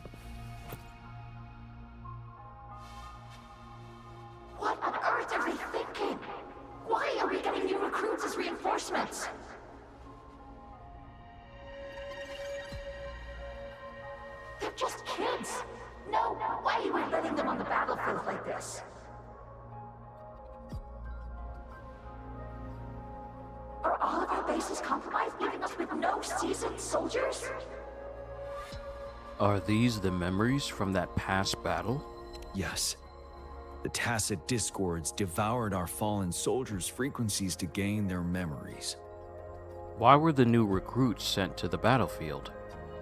Back then, we suffered simultaneous assaults on our defenses. We had a critical shortage of troops. The situation was urgent. We had to deploy our latest recruits as a last resort. Many of us couldn't make it back.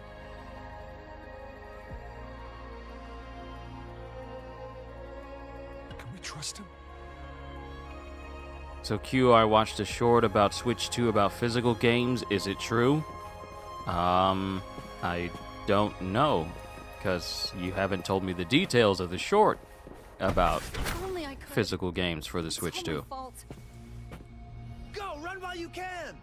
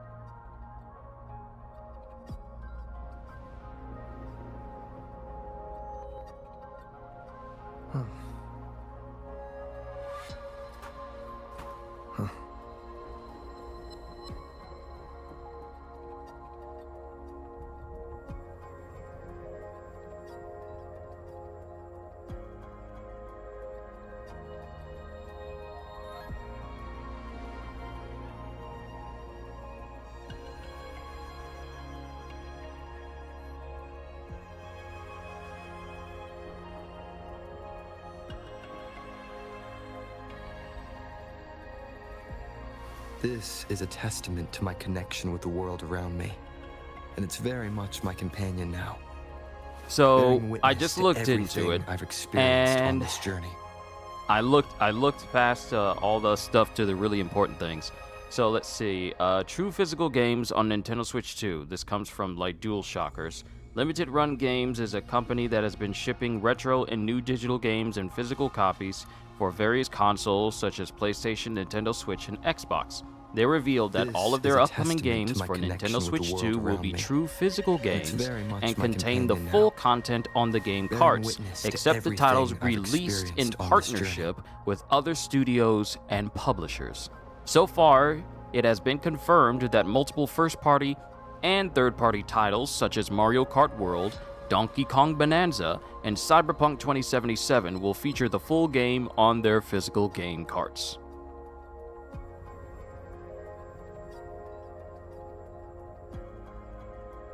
Because I assume this is coming from news of during the reveal of the Nintendo Switch 2, it was announced that this console would be more digital with many physical cartridges working just as authentication keys, granting access to download the games. However, a certain publisher seems to be committed to making true physical cartridges. During PAX East, which was literally this week's PAX East and part of PAX East from last week, during PAX East 2025, Limited Run Games ensured that their physical games for Switch 2 would have the complete data. And then it just goes into the sentences that I just read out to you. This is a testament to my connection with the world so around me. First party and And it's third party very much my games companion now. will Bearing witness first party to everything I've experienced on this journey. First party, multiple first party and third party titles such as Mario Kart, Donkey Kong, and Cyberpunk 2077 will feature the full game on their physical game carts. And any games released by Limited Games Run will have all of its data on the cartridge as well.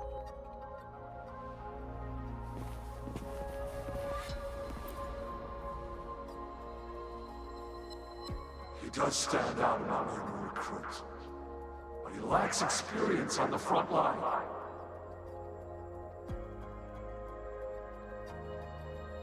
And now our captain's asking us to listen to his commands? Can we really trust that kid?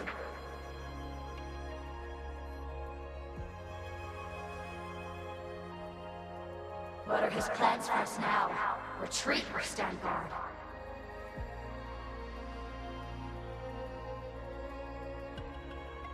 have no choice.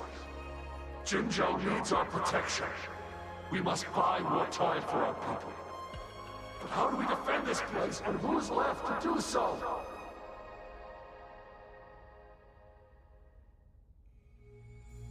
You know, those who stay may not make it back.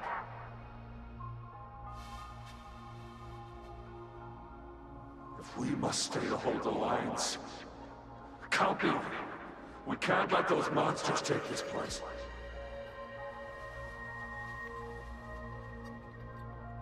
But will our new captain make the right call in time? The new recruit they're talking about. It's Jian, isn't it? So, they stayed to hold the line? Yes. That was the right decision. For the greater good.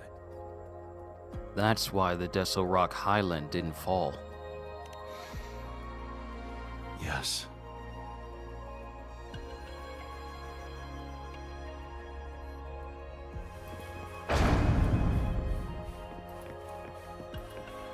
Oh, okay. Monsters! Will they ever stop? Stay focused. This is not a game. Who's gonna tell him? Watch out! Don't let your guard down! Help! Help me! Stay away from me!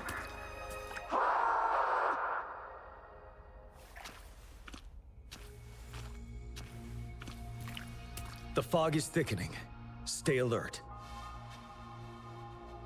Be careful of the tacit discords, Rover.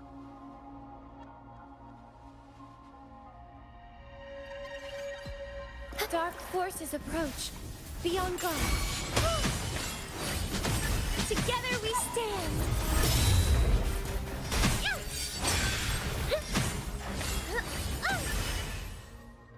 Easy.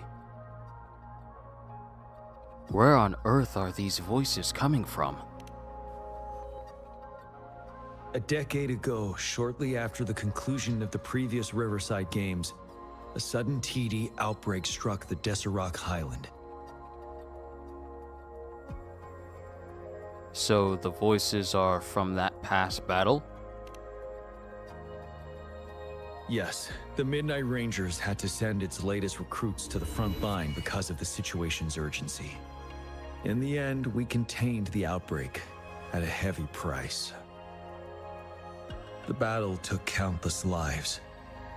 Our victory was overshadowed by the immeasurable loss.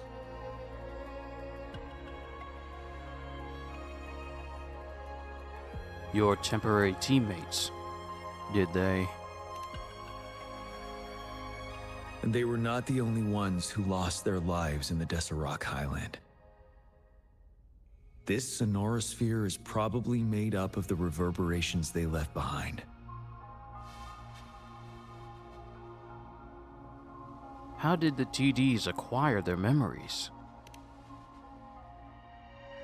As tacit discords devoured the fallen soldiers' frequencies, they became convinced they were the soldiers they feasted upon.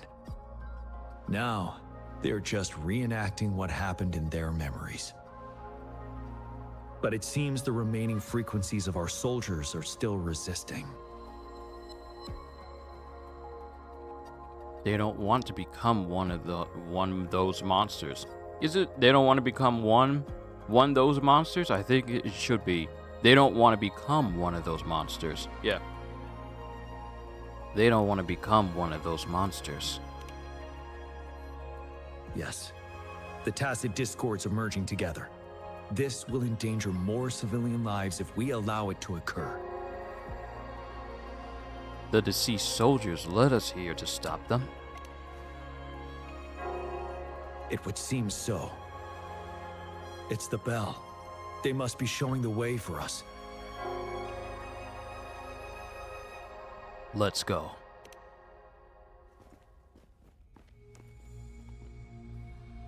I know I'm moving and everything, but chest. Cherish the gift not given lightly.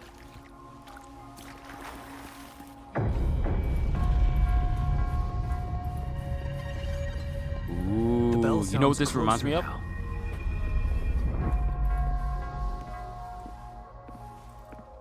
This reminds me of Senjumaru's Bankai from Bleach, like the way all this looks like panels and cloth, long narrow hallways. Are we sure we aren't in Senjumaru's domain? The Tacit Discord should be aware of our presence now. They'll be harder to deal with. Brace yourself for the fight. Harder for who? Harder for me? I don't think so. I should have stuck Rover with Arrow Rover, just so he could be able to heal everybody. I should have stuck with that. The atmosphere is thick and dangerous. Let's take down these murmurings first.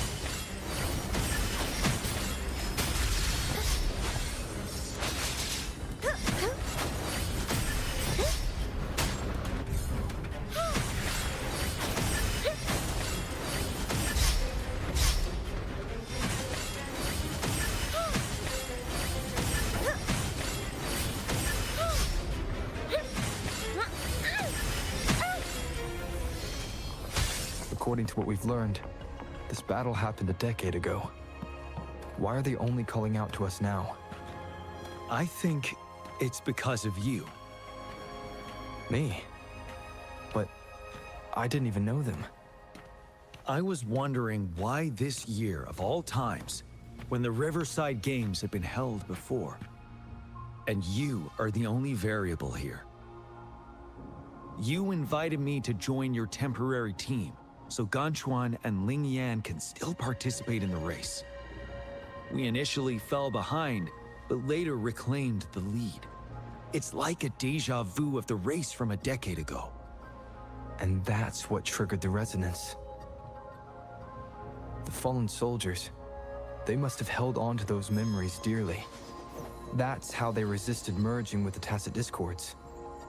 Yes. They have been silently fighting for us all these years, or we would have faced a TD outbreak. During that past battle in Deseret Highland, did you... Yes. We fought together. They probably didn't want it to happen again. All those deaths and losses. And so they called out to us for help. Let's move on, Rover. Well, at least we know. Leave it to me.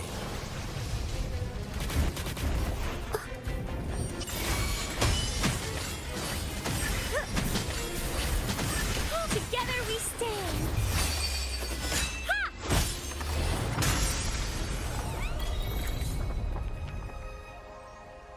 Good night, Snip Snaps.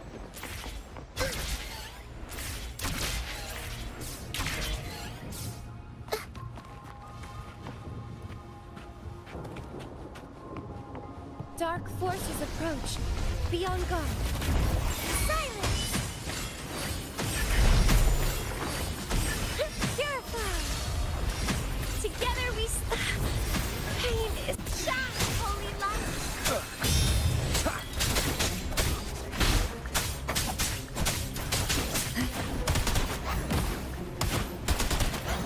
Oh, this will be fun.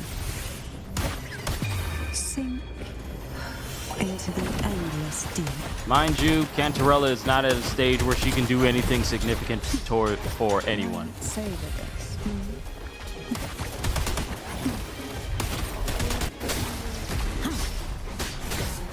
Tell truth from facade. Wind Rider. Don't you worry.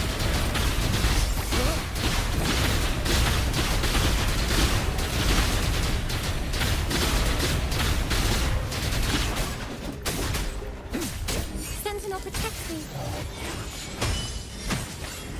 Oh, I see the light. No, my damage dealer! One with the sounds. Down with the curtain.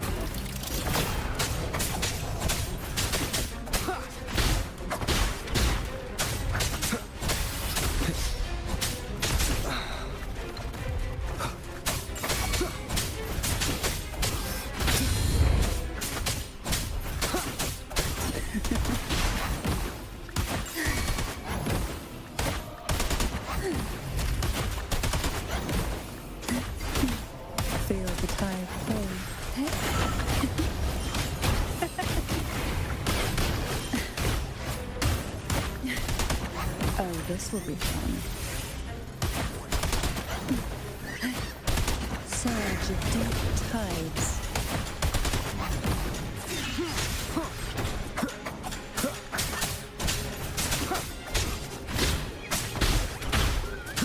Be gone.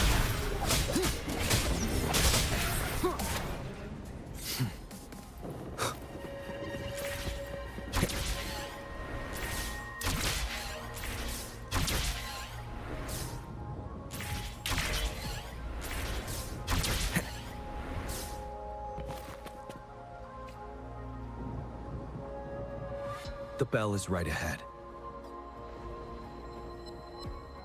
Is it? Nell Square ahead? Let's go.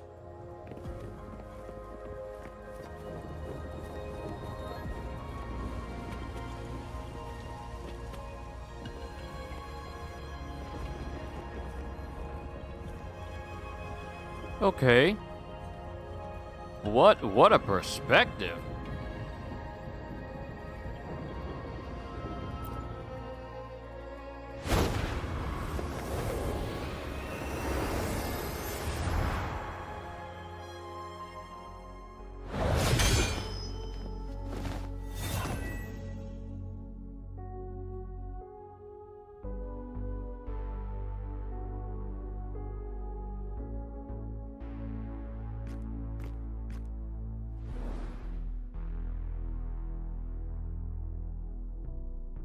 Are these all tacit discords?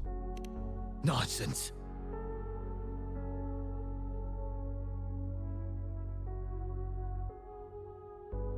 What on earth are they doing?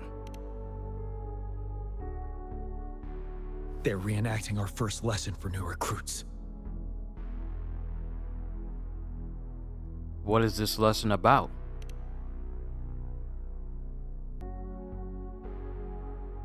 During their first lesson, new recruits must pay tribute to fallen soldiers in Nell Square. We are required to do this before being allowed on the battlefield.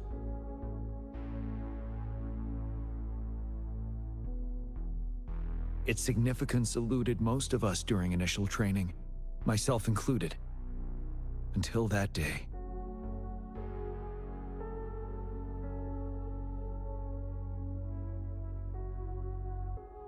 After the battle in Deso Rock Highland. I am so glad I finished all of my food, because having to speak in between lines and in between chewing, it can get a little tedious sometimes, but that's just on something on my end. It's not a game's problem, it's me not chewing fast enough. After the battle in Deso Rock Highland. Yes, I didn't attend the memorial that day, but that was when I finally realized. Nell Square. It is the place where our career as soldiers begins and ends.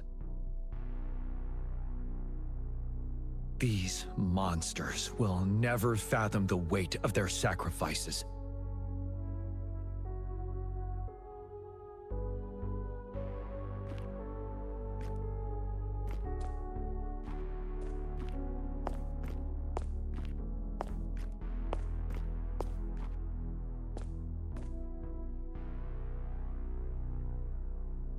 Jian, let's go bid them farewell one last time.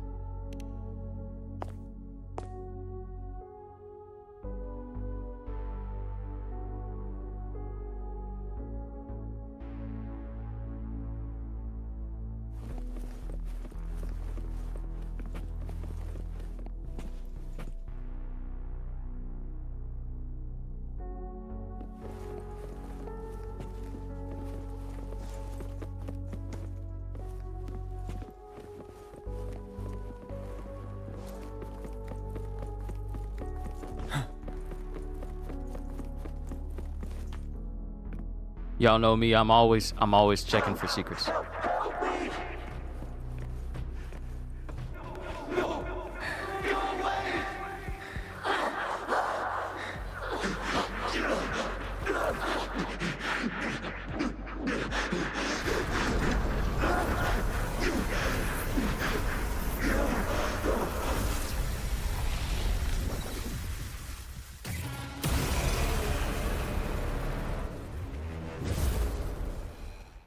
Please, can't let this one pass. Let's go together. Sorry, I made a mistake. Champion.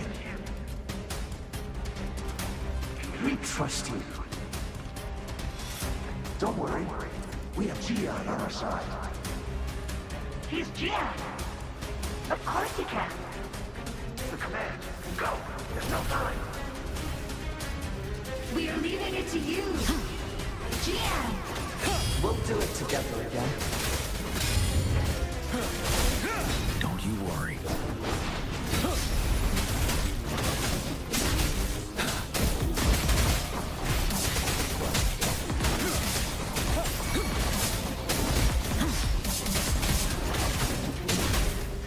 I can take it.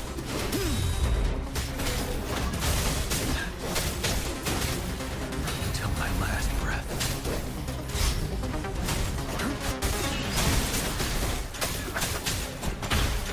One with the sounds. Down with the curtain. I'll keep you company, engulfed by Sue's venom. Child's delight.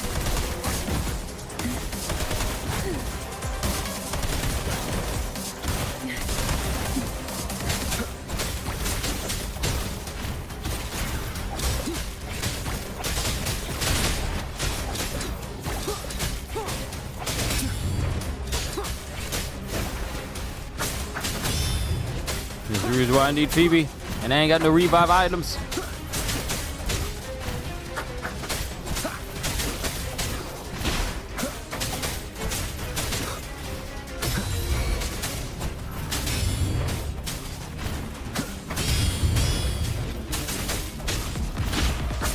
You're wide open. Tell truth on facade. Unstoppable.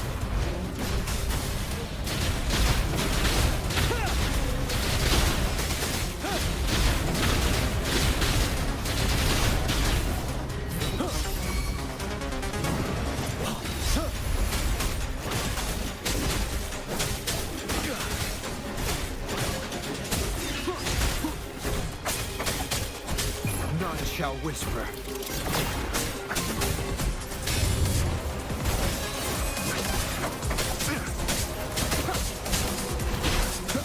Is this the end?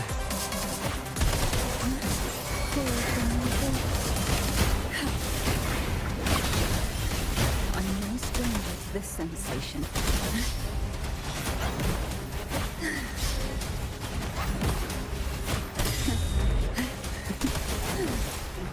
Oh, this will be fun.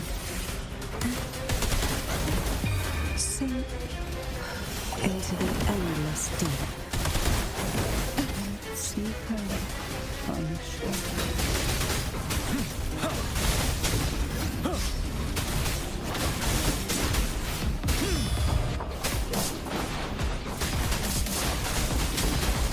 Tell truth on facade.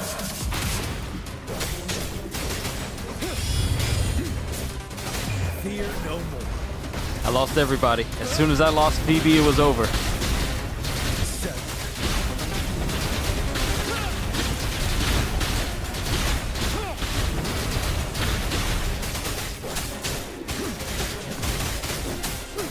Tell truth on facade.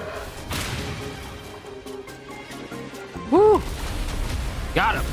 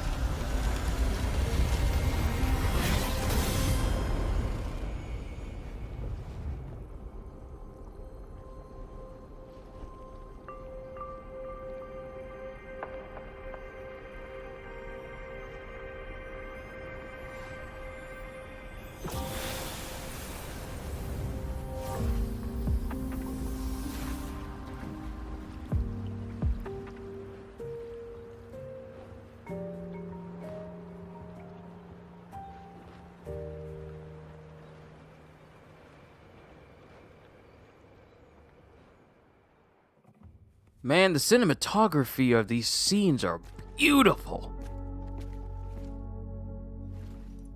Thank you, Rover.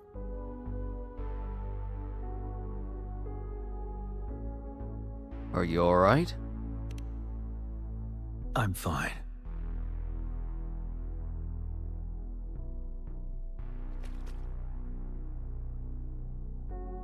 The soldiers. Are they gone? They've been trapped here for 10 years, and now finally free.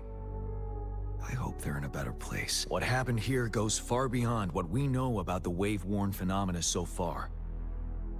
I've sampled some of the frequencies here with my terminal. We should deliver the sample to the Academy.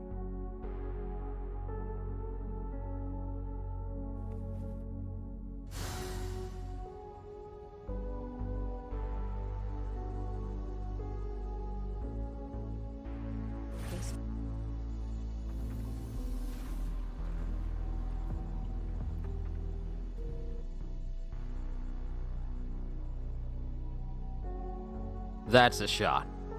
That's a beautiful shot.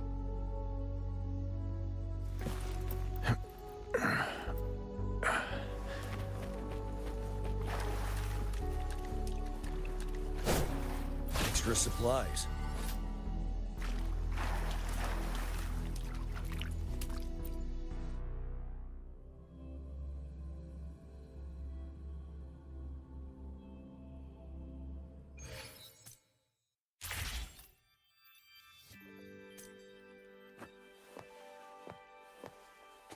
Now, real quick, let me see. If I save this whole video, will I have that whole section with... Nope. It's been too long since I had that one part with Encore. But it's fine. At least I got this image. At least I got this image down. So that's more than enough.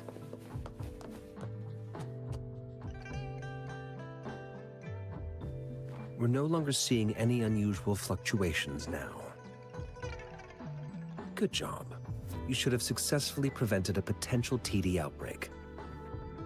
As you requested, I compared the fluctuations with those of the previous outbreaks, and I did spot some similarities. Thank you, Mortifi. I'm not done yet. Thank me later if you must. Though there are some similarities, they aren't identical.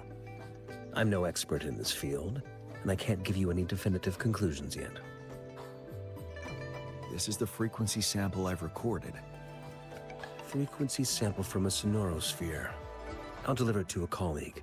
It's in better hands with her. Your colleague? It's someone you know, Baija. She specializes in echoacoustic research, and the sonorosphere is her field of expertise. Yes.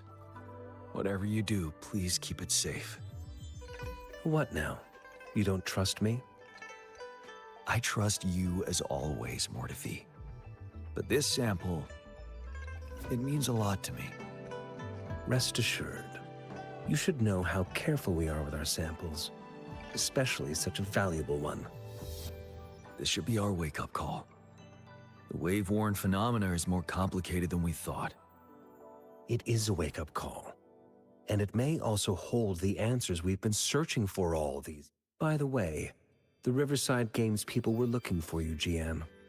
Probably wanted to discuss holding the event again at a later date. Sure. I'll go talk to them once everything is settled here. Now, if there's nothing else, I'm going back to my lab. See you. Rover, there is a place I need to visit. Could you come with me? Sure. Let's go. Thank you. I need to pick up something first. See you at Nell Square.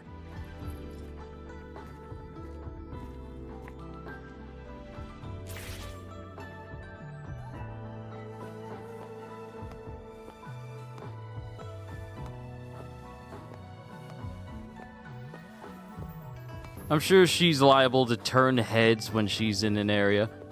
But we're gonna switch to Rover and get to the square.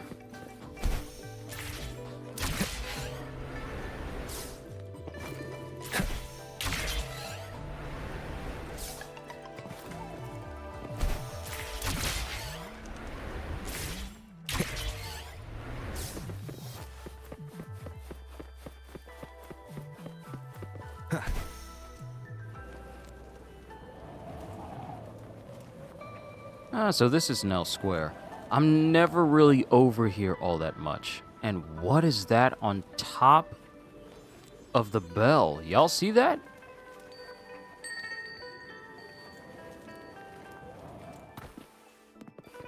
How have I never seen that before?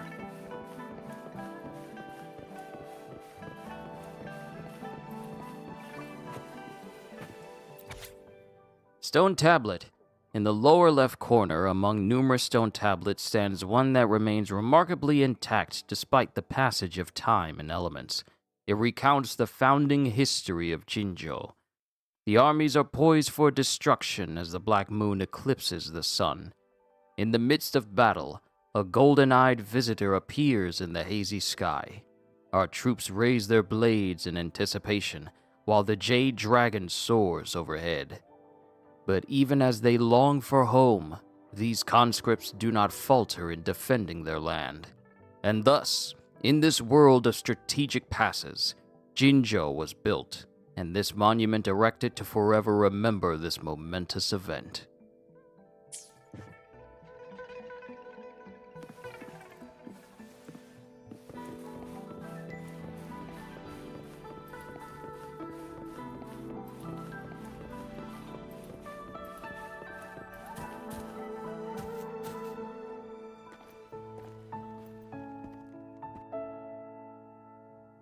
Jian.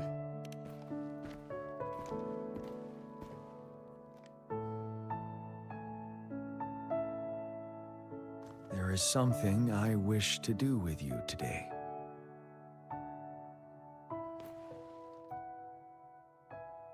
And this is? A seed. What seed? This is the seed of a resilient type of flower, which I asked the Academy to help me breed years ago.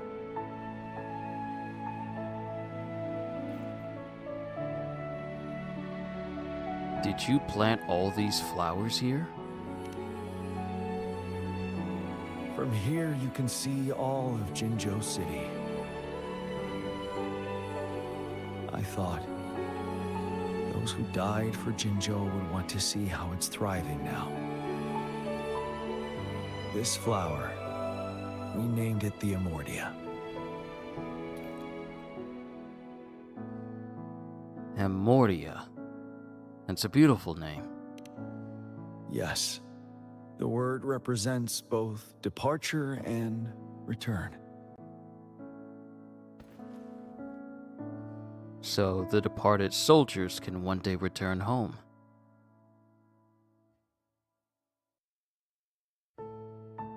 Not gonna lie, I don't get those outfits where only one side of your body gets it.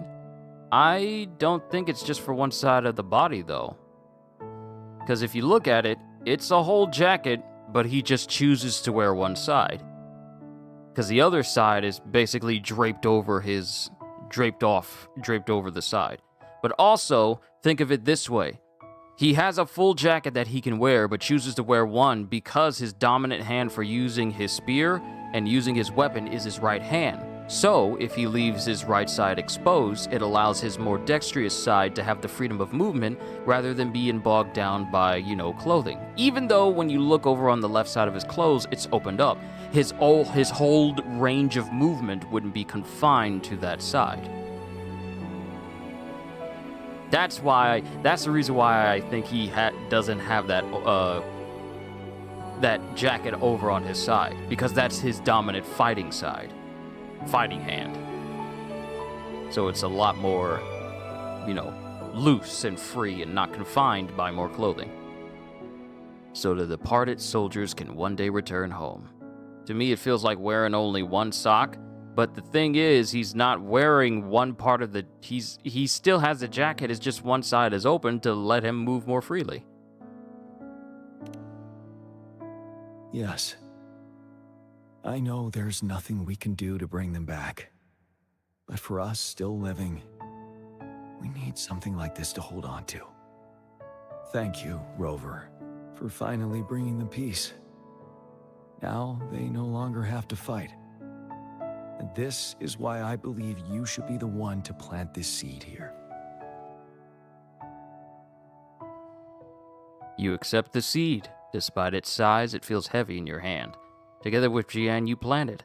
Perhaps one day you'll watch the sunset again and read the rest of what that black screen said.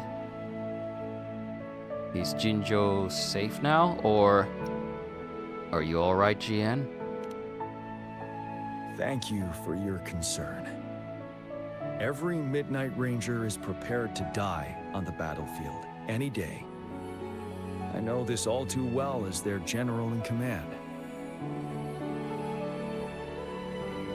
Helping the souls of our fallen ones return to their homeland. This is one of the few ways I can honor their sacrifices. Rover, I have one more request. If one day I perish in battle and cannot return home, could you please plant one of these flowers for me?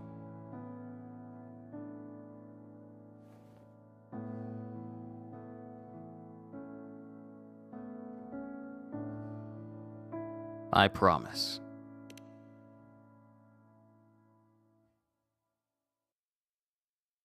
Thank you, Rover.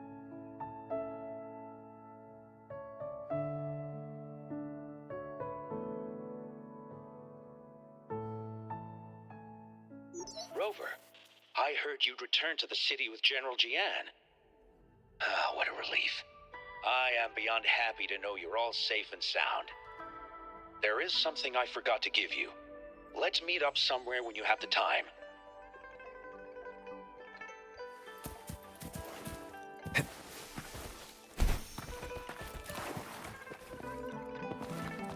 So here was my original thinking when I did this session. Oh, 4 hours? Oh, we're gonna get so many of these companion quests done within 4 hours. And we're just now getting to the end of the second companion quest I managed to do today.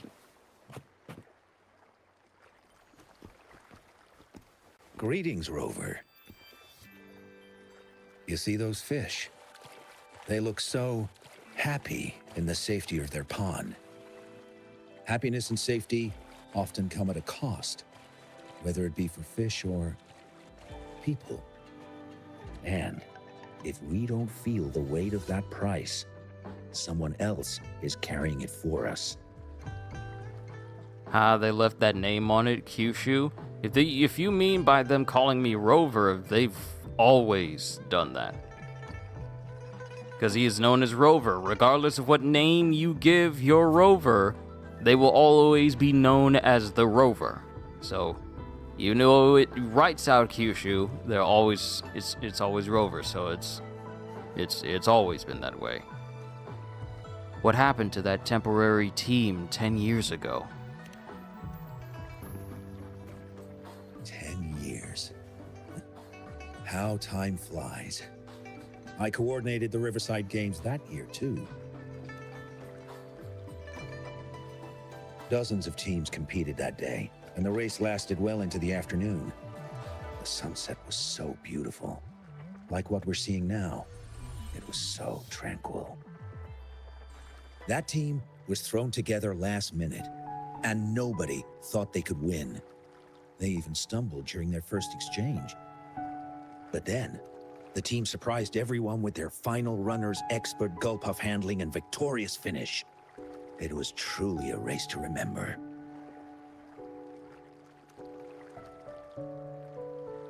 Love watching comparison videos of Genshin versus WUA, such as certain characters in cutscenes versus their in-game gameplay. Yeah, I like those comparisons too. See, nothing against Genshin, but when it comes to big Titanic cutscenes, that showcase the power of an individual, I feel like Wuwa does a better job than Genshin in conveying that strength. Not only in cutscene, but also in gameplay as well. They must have been overjoyed to win. Yes. I still remember how excited those kids looked. Just like how you looked in this photo.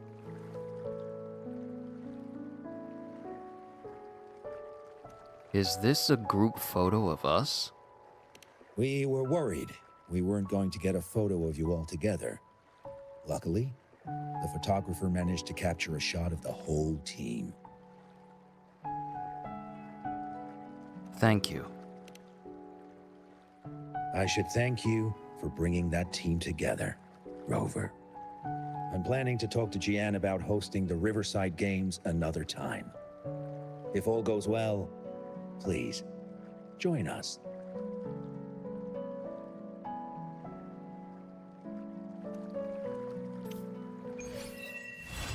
Companion story Jian, daybreak at last.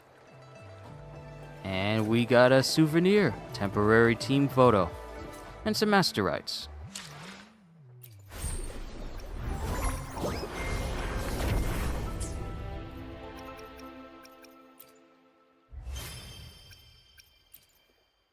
Defeat 66 zigzags.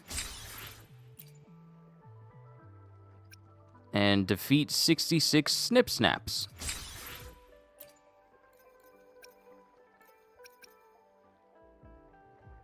Participate in Gull Puff Relay, and complete Daybreak at last.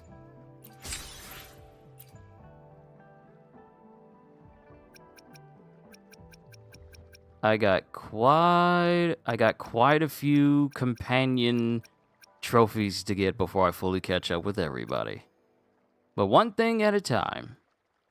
And I'm still missing 15 more Sonnet's caskets for Chenpi that I can deliver in Jinzhou. Then I can be done with it forever. But that'll be something I do later. Right now, we need to do something that I should have done a while back. Let's give old Zhezhi a try and see just how her playstyle actually is. Because I don't want to just waste asteroids trying to get this character when more are coming up, including Carlotta, who is essentially a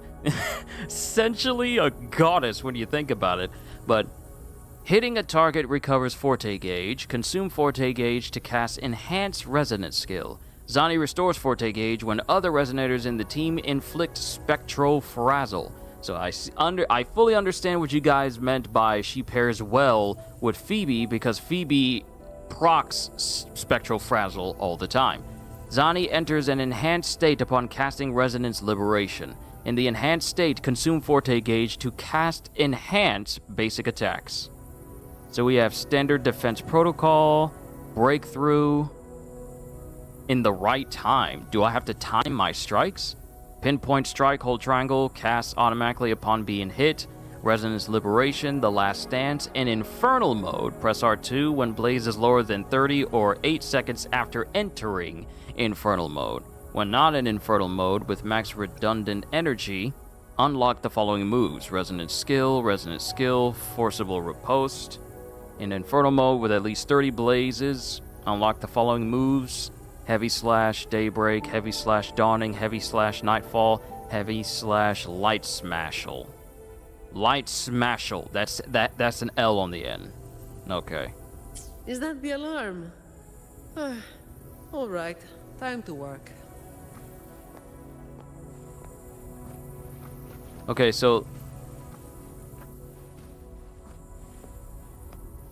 I'm trying to see if her walk cycle is different from Cantarella. It seems like it's kind of similar, but not exactly.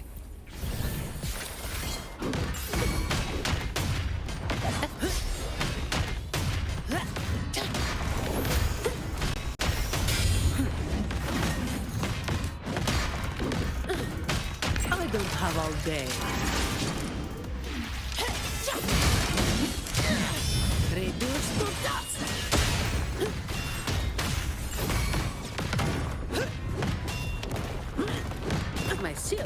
done more than that.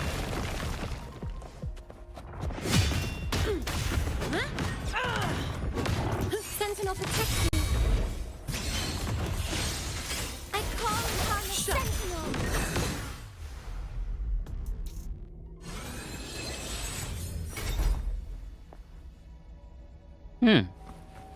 Come at me.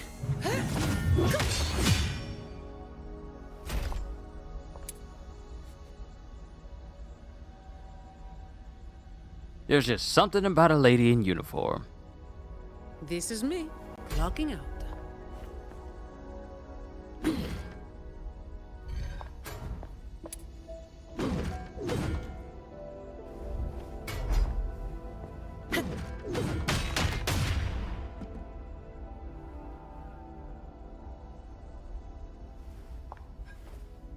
Literally chilling in a chair as her third idle animation.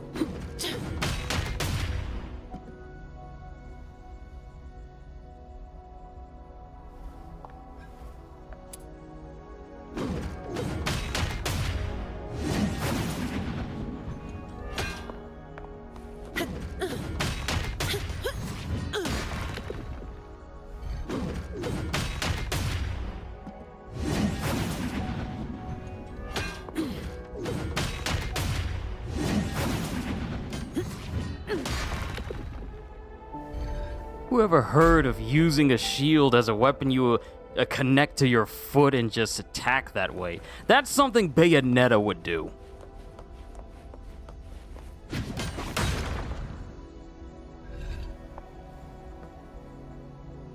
And she's just chilling on her shield like, is that all?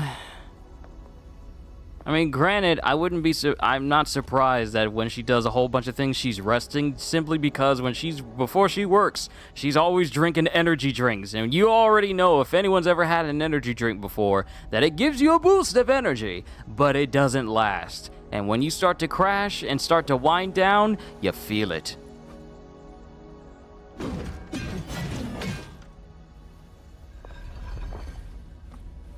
All yours.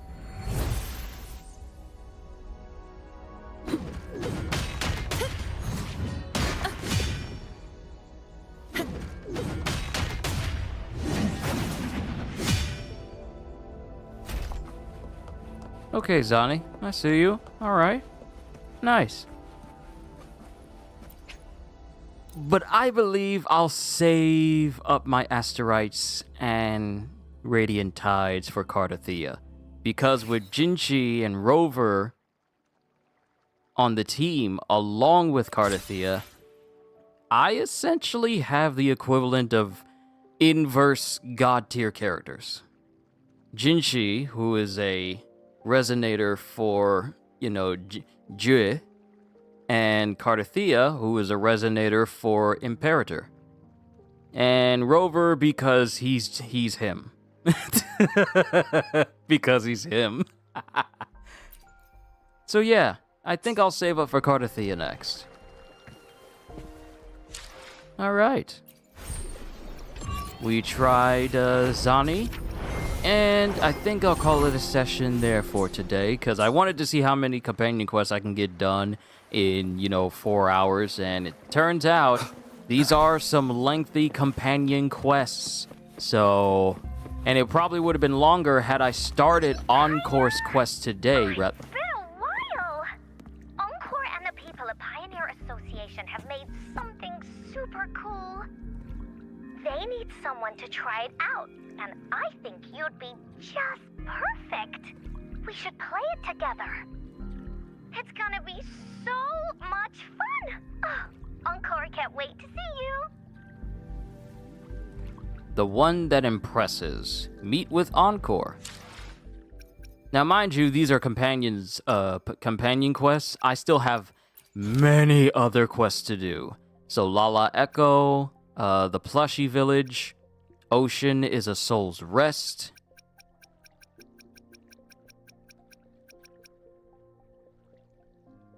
I Alone Survived, and the one that impresses, and this is... and this is for the first anniversary. we'll save another session for it.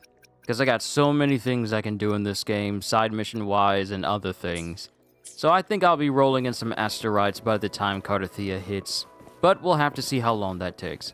I think I'll go ahead and call it a session here for now, ladies and gentlemen, because I got some other things that I want to take care of for the channel and get those knocked out before, the sun sets.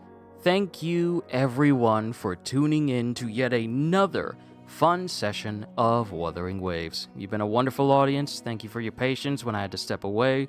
Thank you for the conversations we have had. And I can't wait to see you again once we continue more Wuthering Waves. But please remember that this week, on Thursday, I will be starting my Doom the Dark Ages playthrough series, and I am really going to be focusing on getting through that. So I can't wait to play that for all of you. So with that being said, hope you all enjoyed. Can't wait to see you all in my next video. Like, comment, and even subscribe if you haven't already, because I am always looking forward to entertaining you. And because I know you're coming back anyway. So have a fantastic day, and once again, as always, this is a testament to my connection with later, the world peoples. around me. And it's very much my companion now, bearing witness to everything I've experienced on this journey.